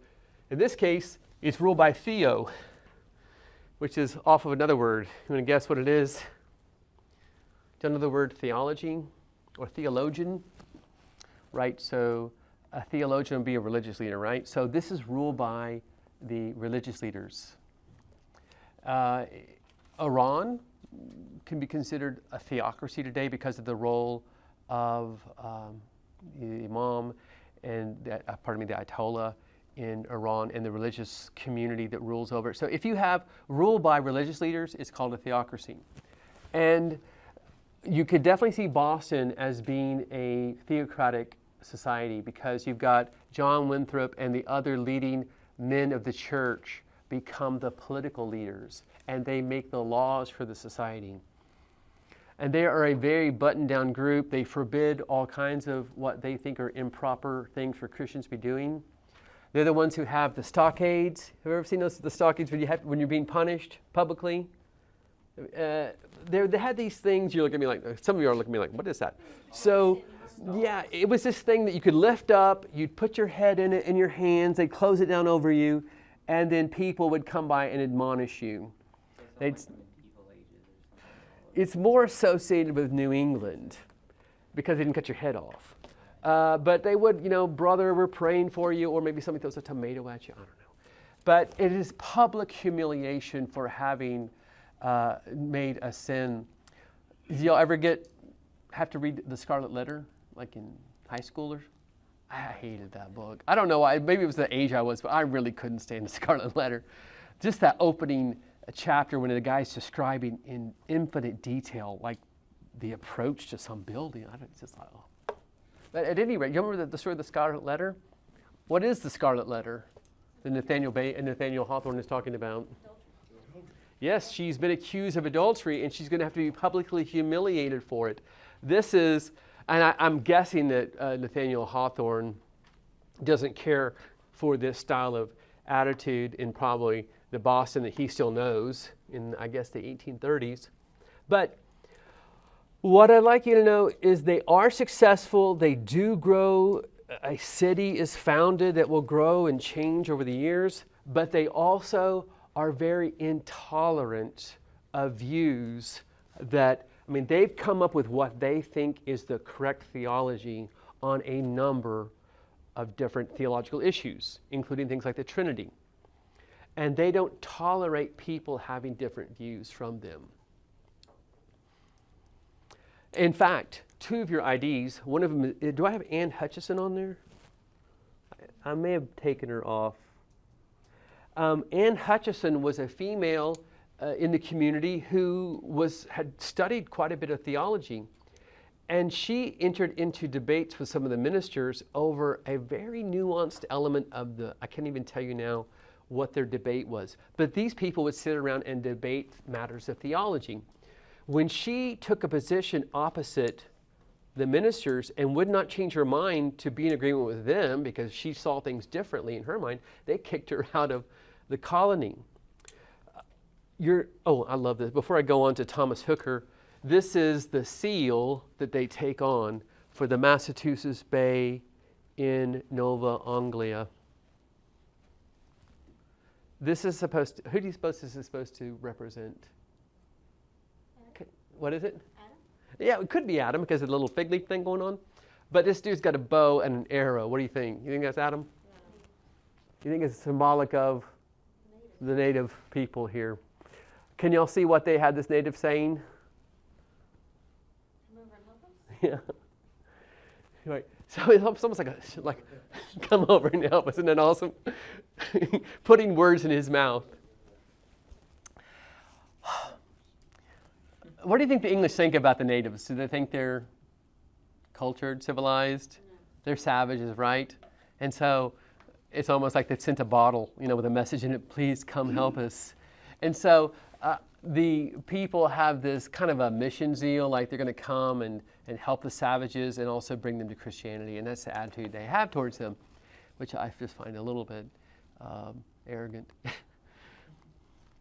Now, from both Plymouth and up here in Boston, more and more English settlers come. And I want you to have a look at this map. It is insignificant.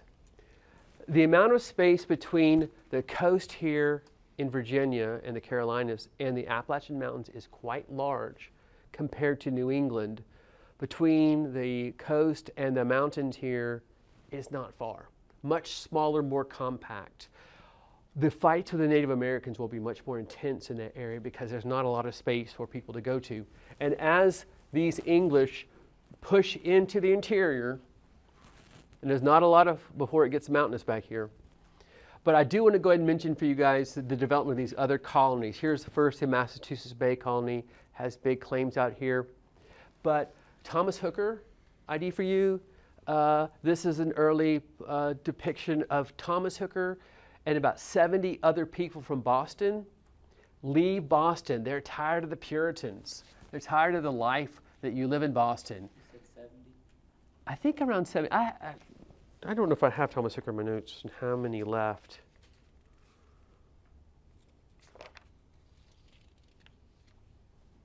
It's not a large group, but they're sick of the atmosphere in Boston. They're sick of the way you have to live to be in Boston. It's just too much control by the religious leaders. They get a grant, they cross the Connecticut, what becomes known as the Connecticut River, and they settle. I think you got a picture of them arriving, and they have got a charter from the king to be allowed to make another colony and govern themselves. And they have arrived. And here is the seal of Connecticut. It's got these, we'd probably call them all pilgrims because of the way they're dressed, but that is the dress of early 17th century English people, like around the time of James I, etc.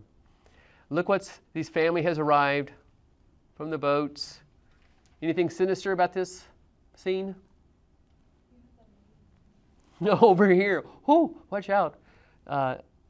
Danger lurks around the corner. Natives. And I'd like to address the wars between the English in New England and the native tribes. There are lots of different native tribes. The Wampanoags, the Pocono, Peco, Nipmuc, Massachusetts. All these different tribes, Mohawks, we know about them. And as the English push in, it puts conflict between them. Now, these tribes fought each other, right? You enter their area, they're going to attack you. And so now this next picture so I'll also say this, in 1637, there's a very serious fight between English colonists and the Peco. The English win, and the Peco back out. This, I don't know when, I'm guessing maybe this was a drawing from, I don't know, maybe the 1820s to go along with some book. But as English pushed into Native American territory, Native Americans would attack their settlements and massacre the people. Massacres are a form of terror tactics to try to keep people from coming into your territory. The English retaliate on the native tribes, figuring out where they are. They do have some advantages. They do have armor. They do have firearms. They do have metal weapons. They do have techniques for fighting successfully. And they force in 1637 the natives to pull back and the English move in. The English build settlements further into the interior. This is Brookfield. Let me see if I can find Brookfield on this map up here. How far in is Brookfield? I'm not seeing it. Nice little English-looking village. The natives have withdrawn. Now this is your ID, King Philip. The English settlers call him King Philip. He had some other name, right? Wasn't Philip. He is going to be the leader of the Wampanoags. He is a Wampanoag, but he enters into an alliance with other native tribes. And the thing is this, he's like, I know we've been fighting each other forever, but we're going to have to fight together against the English, or the English are going to kill us all and take all of us out. And you'll notice that he's now got something different than what his ancestors had, and that is access to weapons through trading furs and such. And they're realizing, I have enough pots and pans. I think I'll take one of those long things that shoot metal. He starts a war against the English in 1675. This is the burning of Brookfield, a large assault by native tribes to try to end the encroachment of English into their land. Of course, massacring non-combatants along with combatants. And the English rally, get together, and they march on the village of King Philip. They surround the village. They enter the village, and they kill every Wampanoag one they can. Both sides are committing atrocities on the non-combatants of the other side. And this is pretty much the story of the experience of the native tribes in North America vis-a-vis the European settlers who are coming in. But pay attention to how it's different than Latin and South America. The availability of gold in Latin and South America with the Mesoamericans leads to the sending of tens of thousands of men who are largely able to enslave the native population and take women as their domestic partners. That doesn't happen up here. These tribes, these natives are strong enough that you can't enslave them, and you can't send enough people to enslave them. They're also perhaps a little bit more spread out. But what we simply do, the English settlers simply want the land, and they want security, and so they force the Native Americans to withdraw up into the mountains. And that is pretty much the story over the next 300 years, as the English, then Americans, push further west. Okay, so if I go back to this map, the English government has gone ahead and given over several other charters. The big Massachusetts Bay Company is, 1623. Some other ones come along, Connecticut, Rhode Island, more charters. Don't think about this as the English have taken over the whole thing. Think about this as charters based on where rivers are. The king has given another charter to a group, say, y'all can be your separate group here. 1624, New York is established, New Jersey.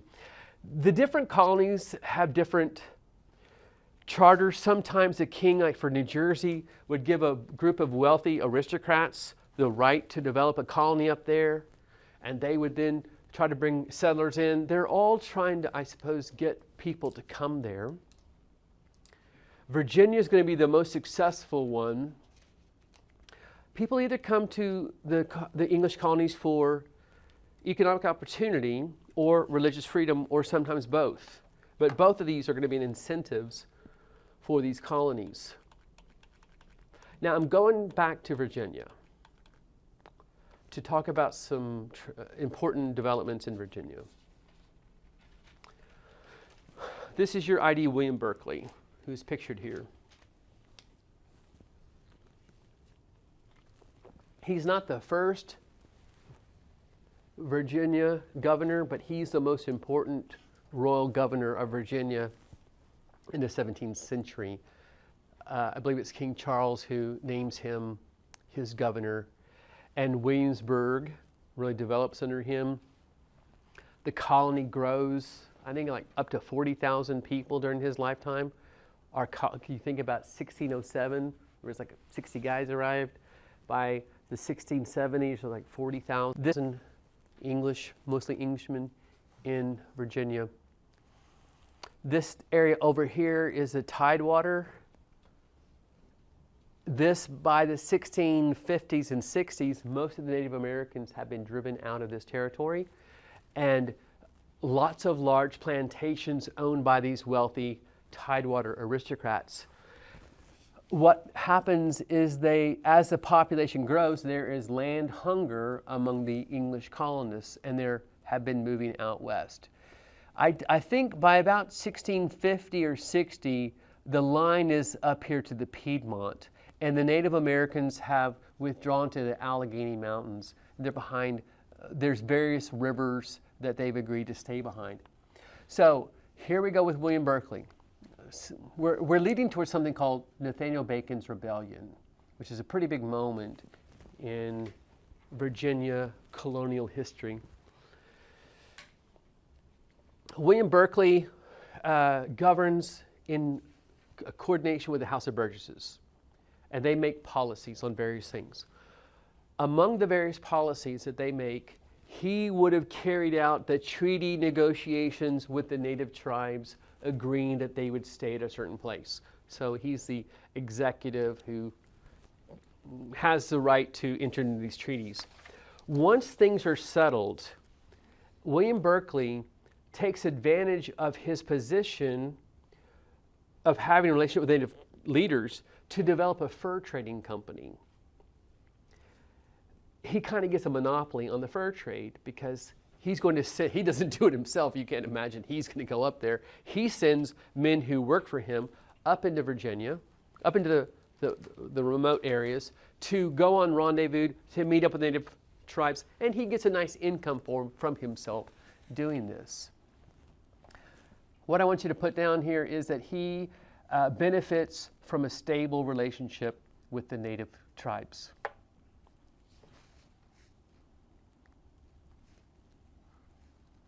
Now, indentured servants have been coming here for 30 years now, and the goal of all of them is to get a piece of property for themselves once their indenture's over.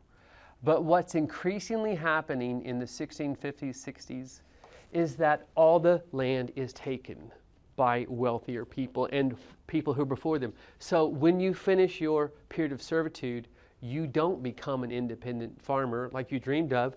You have to go and sell your labor to someone. You show up at the different plantations and say, I'm looking for work.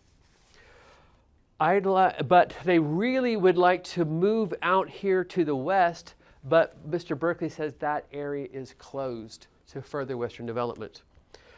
The poor English Virginian settlers began to clamor for, it's time for another expansion out west, because there's land hunger for them. They can't get the land that they were looking for. The person who gets to make policy is the governor and the House of Burgesses. The House of Burgesses is dominated by the Tidewater aristocrats. Next thing I want you to know is that the Tidewater aristocrats they also do not favor Western expansion, because if it goes out west, what's going to happen to their labor?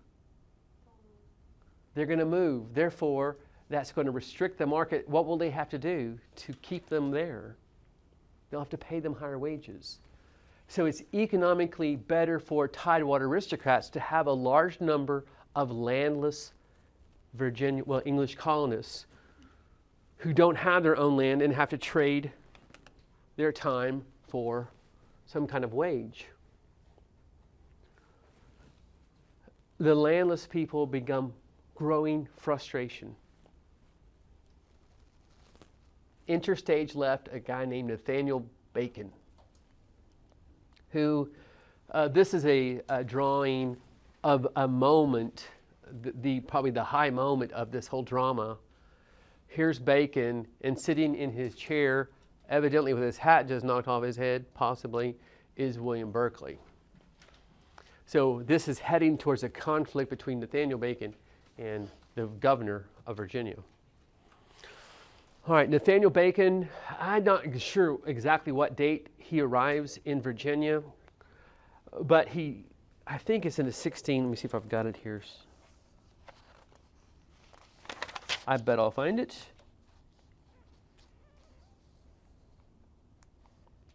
It's going to be right around 1673, 1674.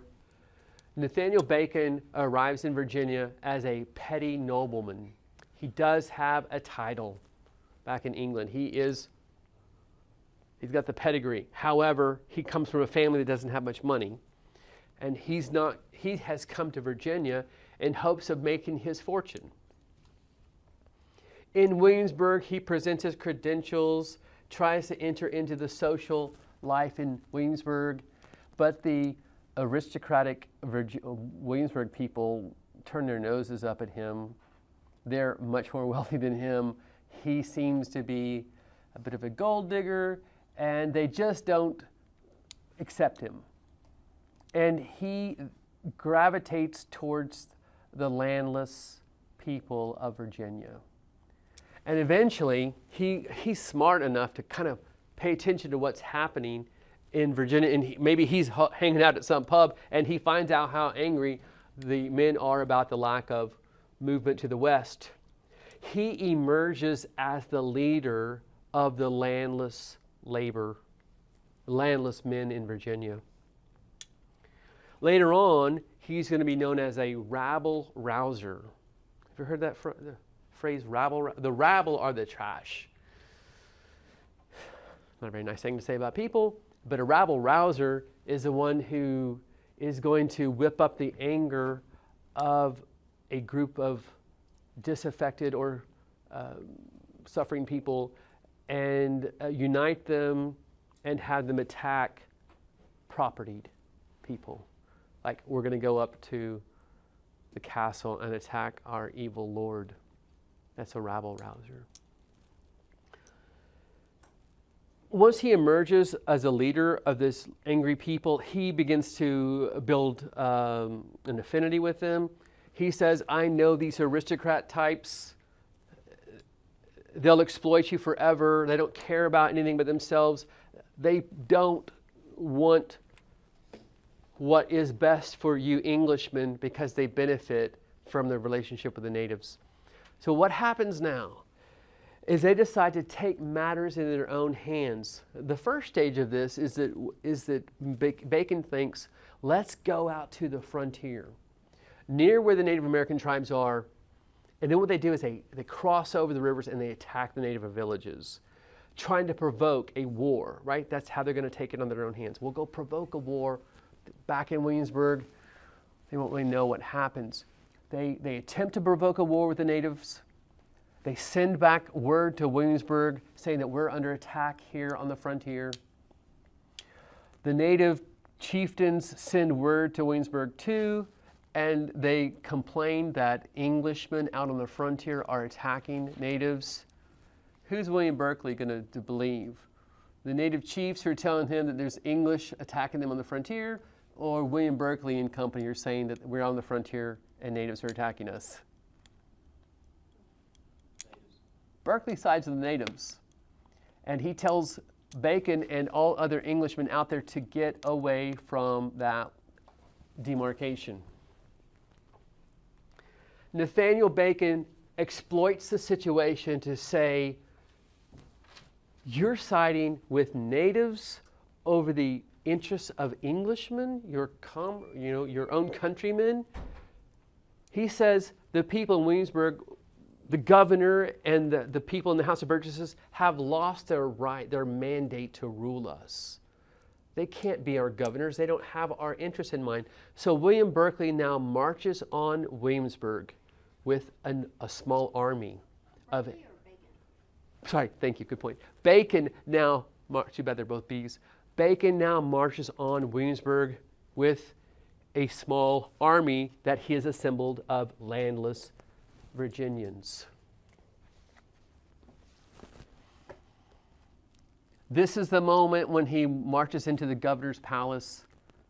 I don't think clearly they didn't expect Nathaniel Bacon and an armed group to enter New Williamsburg. The native tribes are settled. They're pretty safe there. I don't think they have a big security arrangement there. Marches right into the governor's office with an armed band of followers, knocks off Mr. Berkeley's hat and said, "Sir, you're done here. You've lost your command. I'm now in charge of Williamsburg, and I'm going to rule. I'm going to make policy that's beneficial to my English brothers." I do not know what his plan was next. The aristocrats are going to call him a demagogue. Here's a couple of things that I want you to come away with from this intriguing history. A demagogue is what landed people call somebody like Berkeley. He has whipped up the passions of the people and telling them they're being exploited by the property people. There's one other phrase I want you to learn from this. It's still alive and well in America and other countries. It's called populism. I think I've run out of words here. Populism. Populism. Am I getting close? Populism. We get this word here from Roman history. Sorry to keep going back in time. But there was a group back in about 100 BC, populares. Hate to take you all the way back, but this happens time and time again in societies. Back in the Roman period, the wealthy senators controlled the Roman Senate, and they kept making policies that favored the wealthy at the expense of the plebeians. And a group of senators disagreed with them, and they wanted policies that would be beneficial to the populace, just to the people. So, a populist or populism is this. I'm going to go ahead and get you to write down this definition for populism. Populism is the belief that the wealthy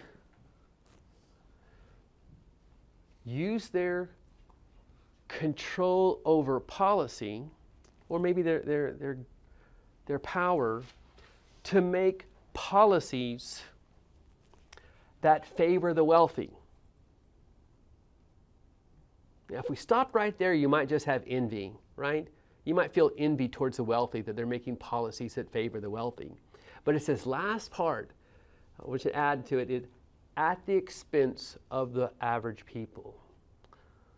The wealthy make policies that favor the wealthy at the expense of the average people. Well, now you're going from envy to what? You're going from envy to anger. Because these guys are passing policies up in Washington that simply favor the wealthy at the expense of the average. That is populism. Now, Nathaniel Bacon is thought to have played what we call the populist card. He was talking to the people. He got leadership by saying, you guys are being exploited by these aristocrats who are always this way. They exploit you average people for their own gain, preventing you from getting what is yours. This word demagogue comes from the Greeks. The first time we kind of know this in Western history is when he would have become a tyrant, is what the property people would have said. The property people hate him. They call him a demagogue and wants to become a tyrant. But the people thought well of him, didn't they? I think he's Robin Hood. It's always difficult for people to try to judge the motivations of somebody like Nathaniel Bacon. Was Nathaniel Bacon acting because he wanted to help the people? Or was he whipping up the passions of the people because he wanted to exploit a situation where he could get a wealth for himself that he didn't otherwise have? It's very difficult to know the motivations of people who claim to be acting on behalf of the people.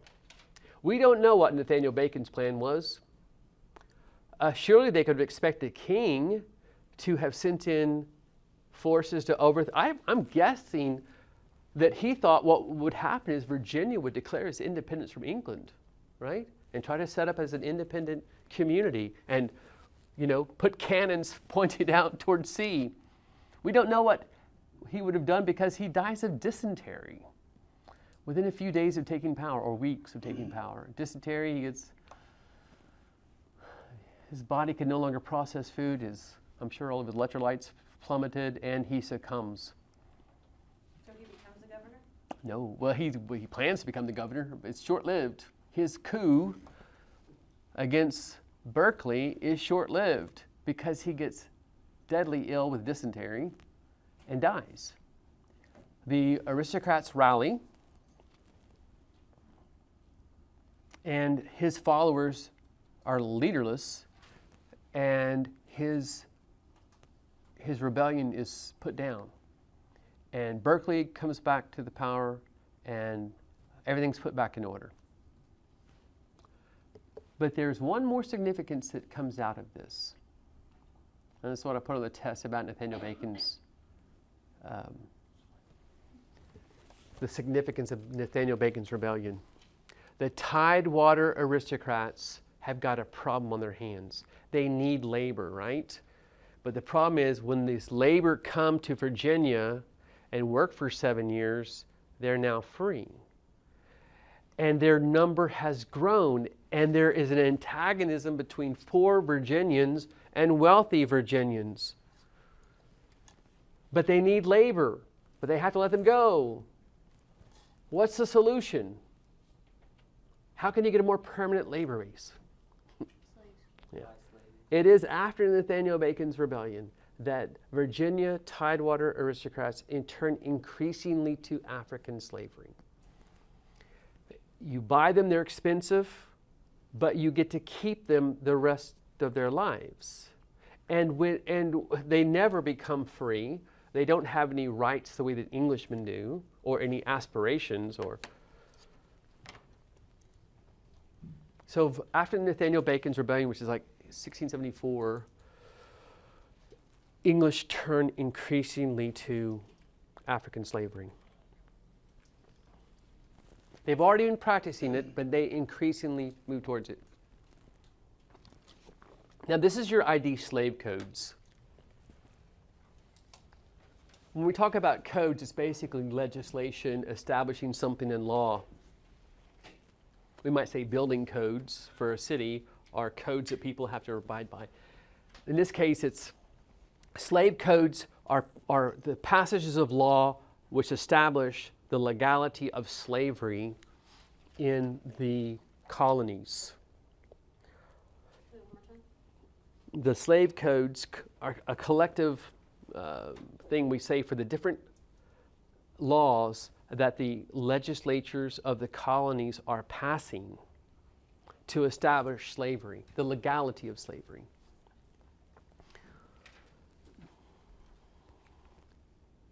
Almost immediately, they've got some of their earliest codes have to do with, well, you'll see it up here. These Tidewater aristocrats have bought these Africans, both male and female, as their slaves, and these English men are having sex with their slaves. And a question has arisen, what happens to the children? What about the offspring? Do I have to admit that this is my child? Like an Englishman would have certain rights with regard to his children. And so what they decide to do is pass a law clearing it up for everybody. Whereas some doubts have arisen whether children got by any Englishman upon a Negro shall be slave or free, be it therefore enacted and declared by this present Grand Assembly that all children born in this country shall be held bond or free only according to the condition of the mother. That's the way they cleared it up. A mixed race child between an Englishman, well, any mixed race child, you're going to say, well, what's the condition of the mother? If the mother's a slave, the child's a slave. And they think that'll clear it up. But almost immediately, and by the way, this clears up for English men to have sex with their female slaves, if their wives don't catch them. And you don't have to worry about the offspring. In fact, they are slaves, and you own them. Up in Maryland, within 2 years, they've got a problem on their hands. Some English women want to marry African slaves, men. They actually, enough so that they've got to pass a law about it. And here's what the law says. Whatsoever freeborn English woman shall intermarry with any slave shall serve the master of her husband during the life of her husband. She's basically committed herself to be a slave too. And that all issue, that is children, of such freeborn women so married shall be slaves, as their fathers were. Now the women themselves, when their husbands die, they go back, they revert to being free women. But any children they have with this enslaved man become slaves too. That would kind of be an obstacle to marrying a slave, wouldn't it? So these two things are having to get worked out pretty soon. Well, you know, they didn't practice slavery back in England. And when English began to get involved in the slave trade and move slaves from Africa to they began to think, is this the right thing to do? And they said, well, they're heathens, they're not Christians, they're captives of warfare, and we don't have to feel a moral compunction about being involved in this. So here's a theory that's been advancing among the English is they're not Christians, we don't have to worry about it. But here's the problem. Now that we've got slaves living among you, and some of them want to become Christians, what happens then? If your slave becomes a Christian, do you have to free them? Can you hold a Christian in slavery? So the law gets passed, whereas some doubts have arisen whether children that are slaves by birth should by virtue of their baptism be made free. It is enacted that baptism does not alter the condition to the person as to his bondage, free or slave. Masters, right, so it doesn't matter now. Your slave, if he becomes a Christian, that does not end their slavery. You don't have to free them. This is kind of the silver lining. Masters freed from this doubt may now more carefully encourage Christianity by permitting slaves to be admitted to the sacrament of baptism. So these laws together are moving us somewhere. And here's what I want you to write down. What happens in America is we get a perpetual slavery system that's based on, well, heredity. It's unending. It's perpetual. The children of slaves are slaves. The children, really, they've got it worked out that any child that a father's a slave or a mother's a slave is going to be a slave in this society. Now, the last thing I want you to know is they develop what's called chattel slavery. And that is where they treat these humans like you would livestock. You have complete, unrestricted control of this human. You really don't think of them as humans. They don't have an individual right at all to be even identified as humans. Spell chattel, please. Chattel slavery, C-H-A-T-T-L-E. This is kind of a funny one, but I want you to see what they do. They really nail down how a slave counts. All servants imported or brought into the country who were not Christians in their native country shall be accounted as slaves. All Negro, mulatto, and Indian slaves within this dominion shall be held as real estate. By saying that they're real estate, that automatically makes them fall under all real estate law that already exists on the books. They can be rented, they can be held in trust, they can be put up as collateral, they can be willed, they fall within a category of an asset that's understood in English law.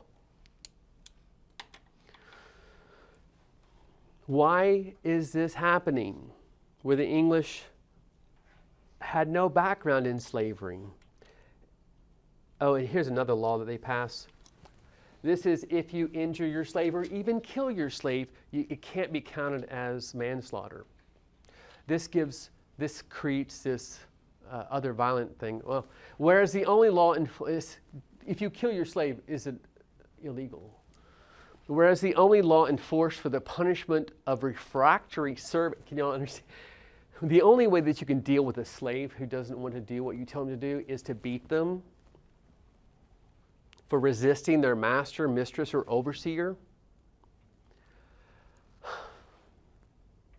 It is enacted and declared by this grand assembly, if any slave resists his master or others that his master orders to correct the slave, and by the extremity of the correction should chance to die during this beating, that his death shall not be counted a felony, and that the master or even the person who is beating the man on behalf of the master shall be acquitted of all molestation. The state can't come after him in any way, since it cannot be presumed that premeditated malice should induce a man to destroy his own estate.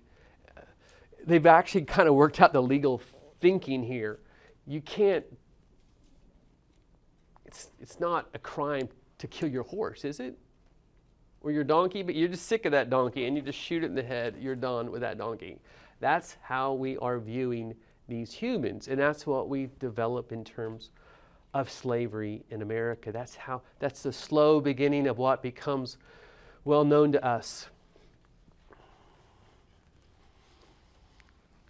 In the first century of our colonies, 33,000 slaves are brought here, much more in the latter part of it.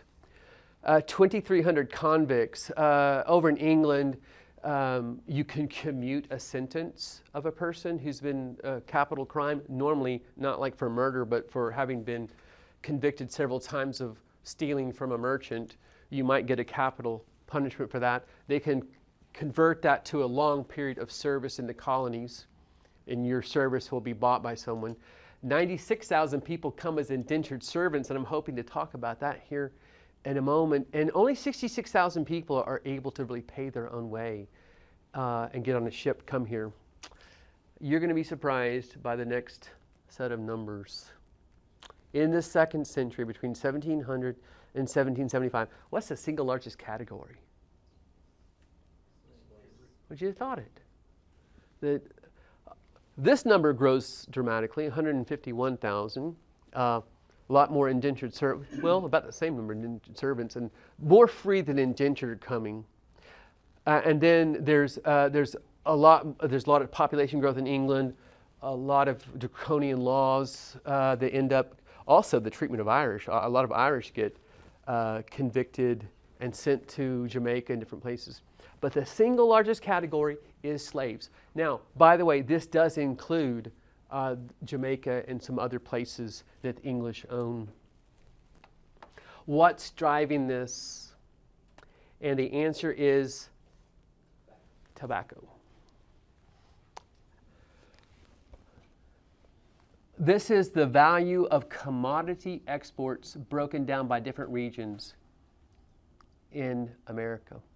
The Upper South, which is going to be North Carolina and Virginia. Annual exports, 756,000 pounds sterling.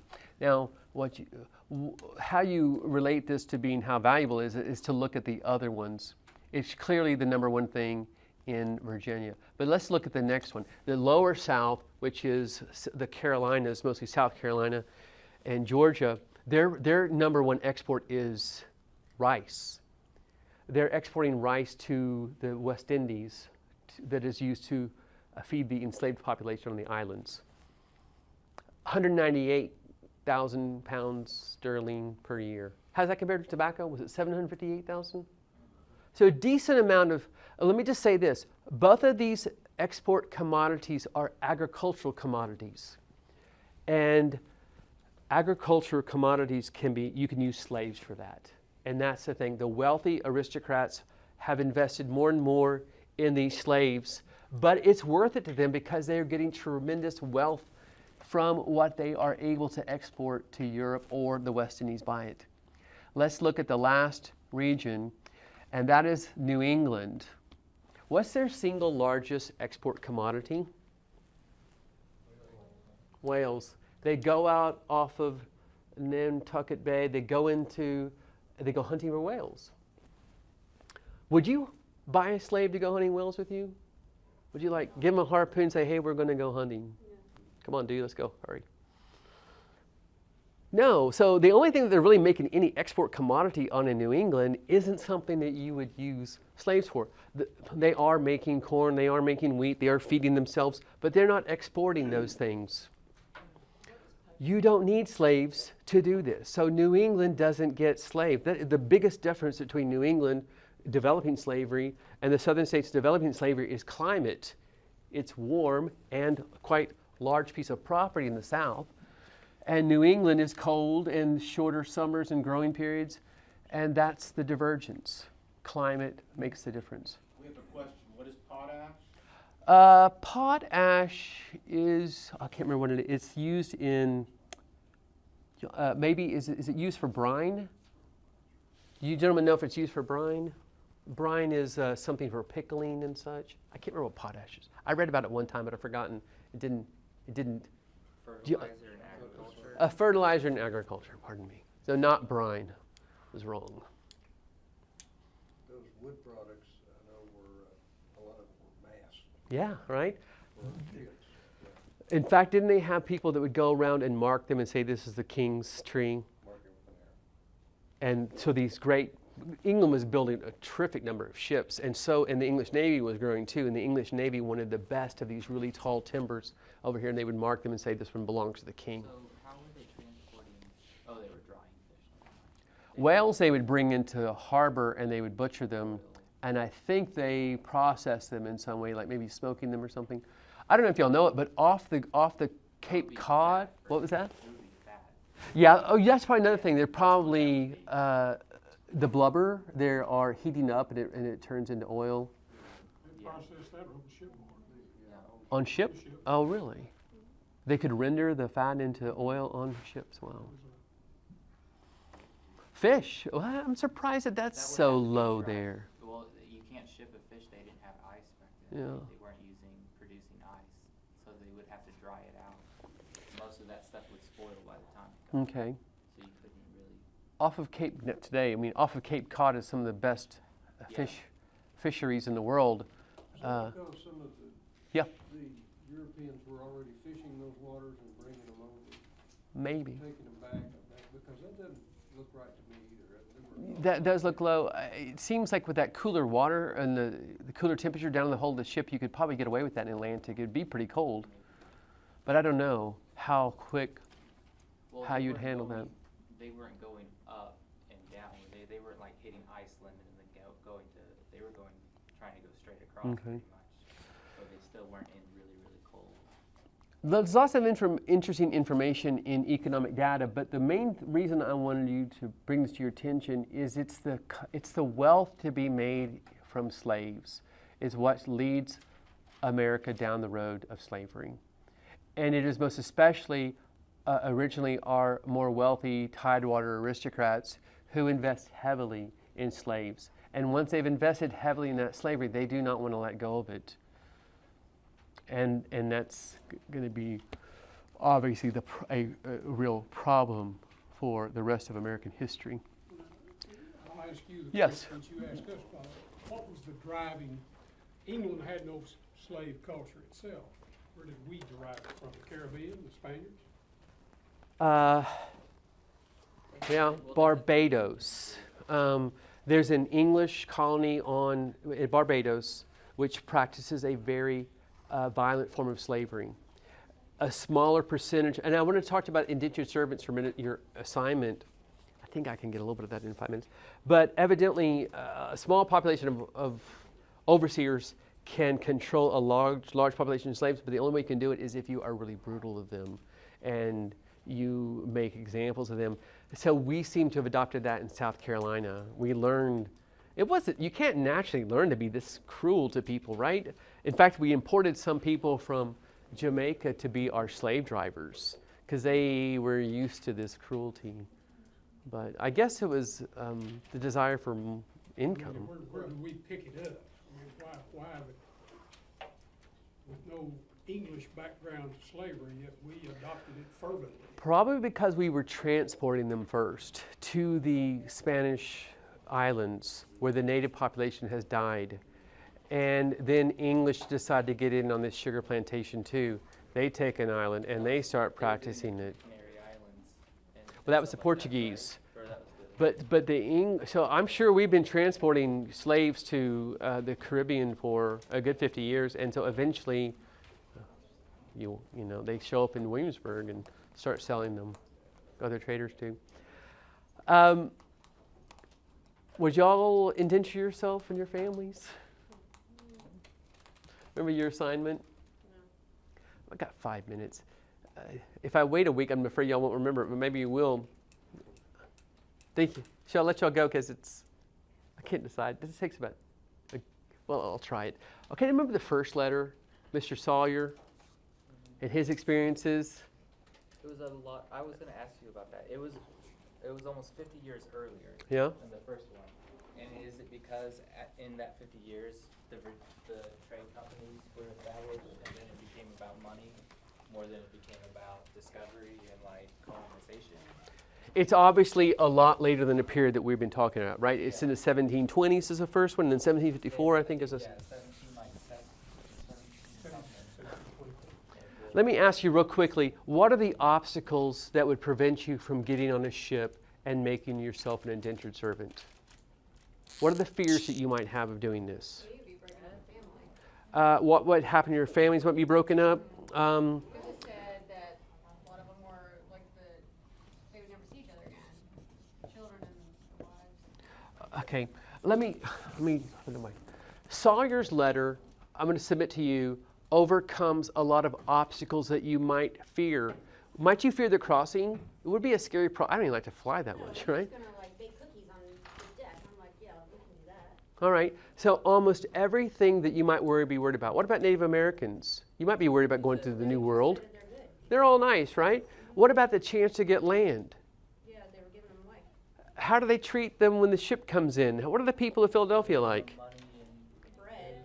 It's like landing on, what is that show about something island, Fantasy Island? And all the people come, or you've come to, Wizard of Oz and all the Lilliputian, no, I can't remember who it comes out.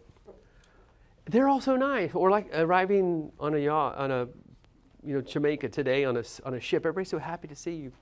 Sounds wonderful. Food, neighbors are giving you food. Clothing, shoot a deer today and wear them tomorrow. This is the land of milk and honey. Would you get on a ship and do that? If you'd read that letter when you were 14 years old in some German town, I'd say, yeah, man, when I meet the woman I'm going to marry, or my friends, I'm like, man, when I'm old enough, I'm going to America. This dream has been implanted in your heart. Was that an accurate letter based on what the other letter says? I would submit to you that it's propaganda. That it's to get people over in Germany to sign up as indentured servants because there's a demand for these people over here. But you got to get them. It's almost like a land promoter. Today or later on, there's a sucker born every minute, and some people are unscrupulous, right? We'll have to return to this next time because I'm simply out of time. I've got to let you go. It's been 3 hours. But we'll talk about what were the experiences of the indentured servants next week.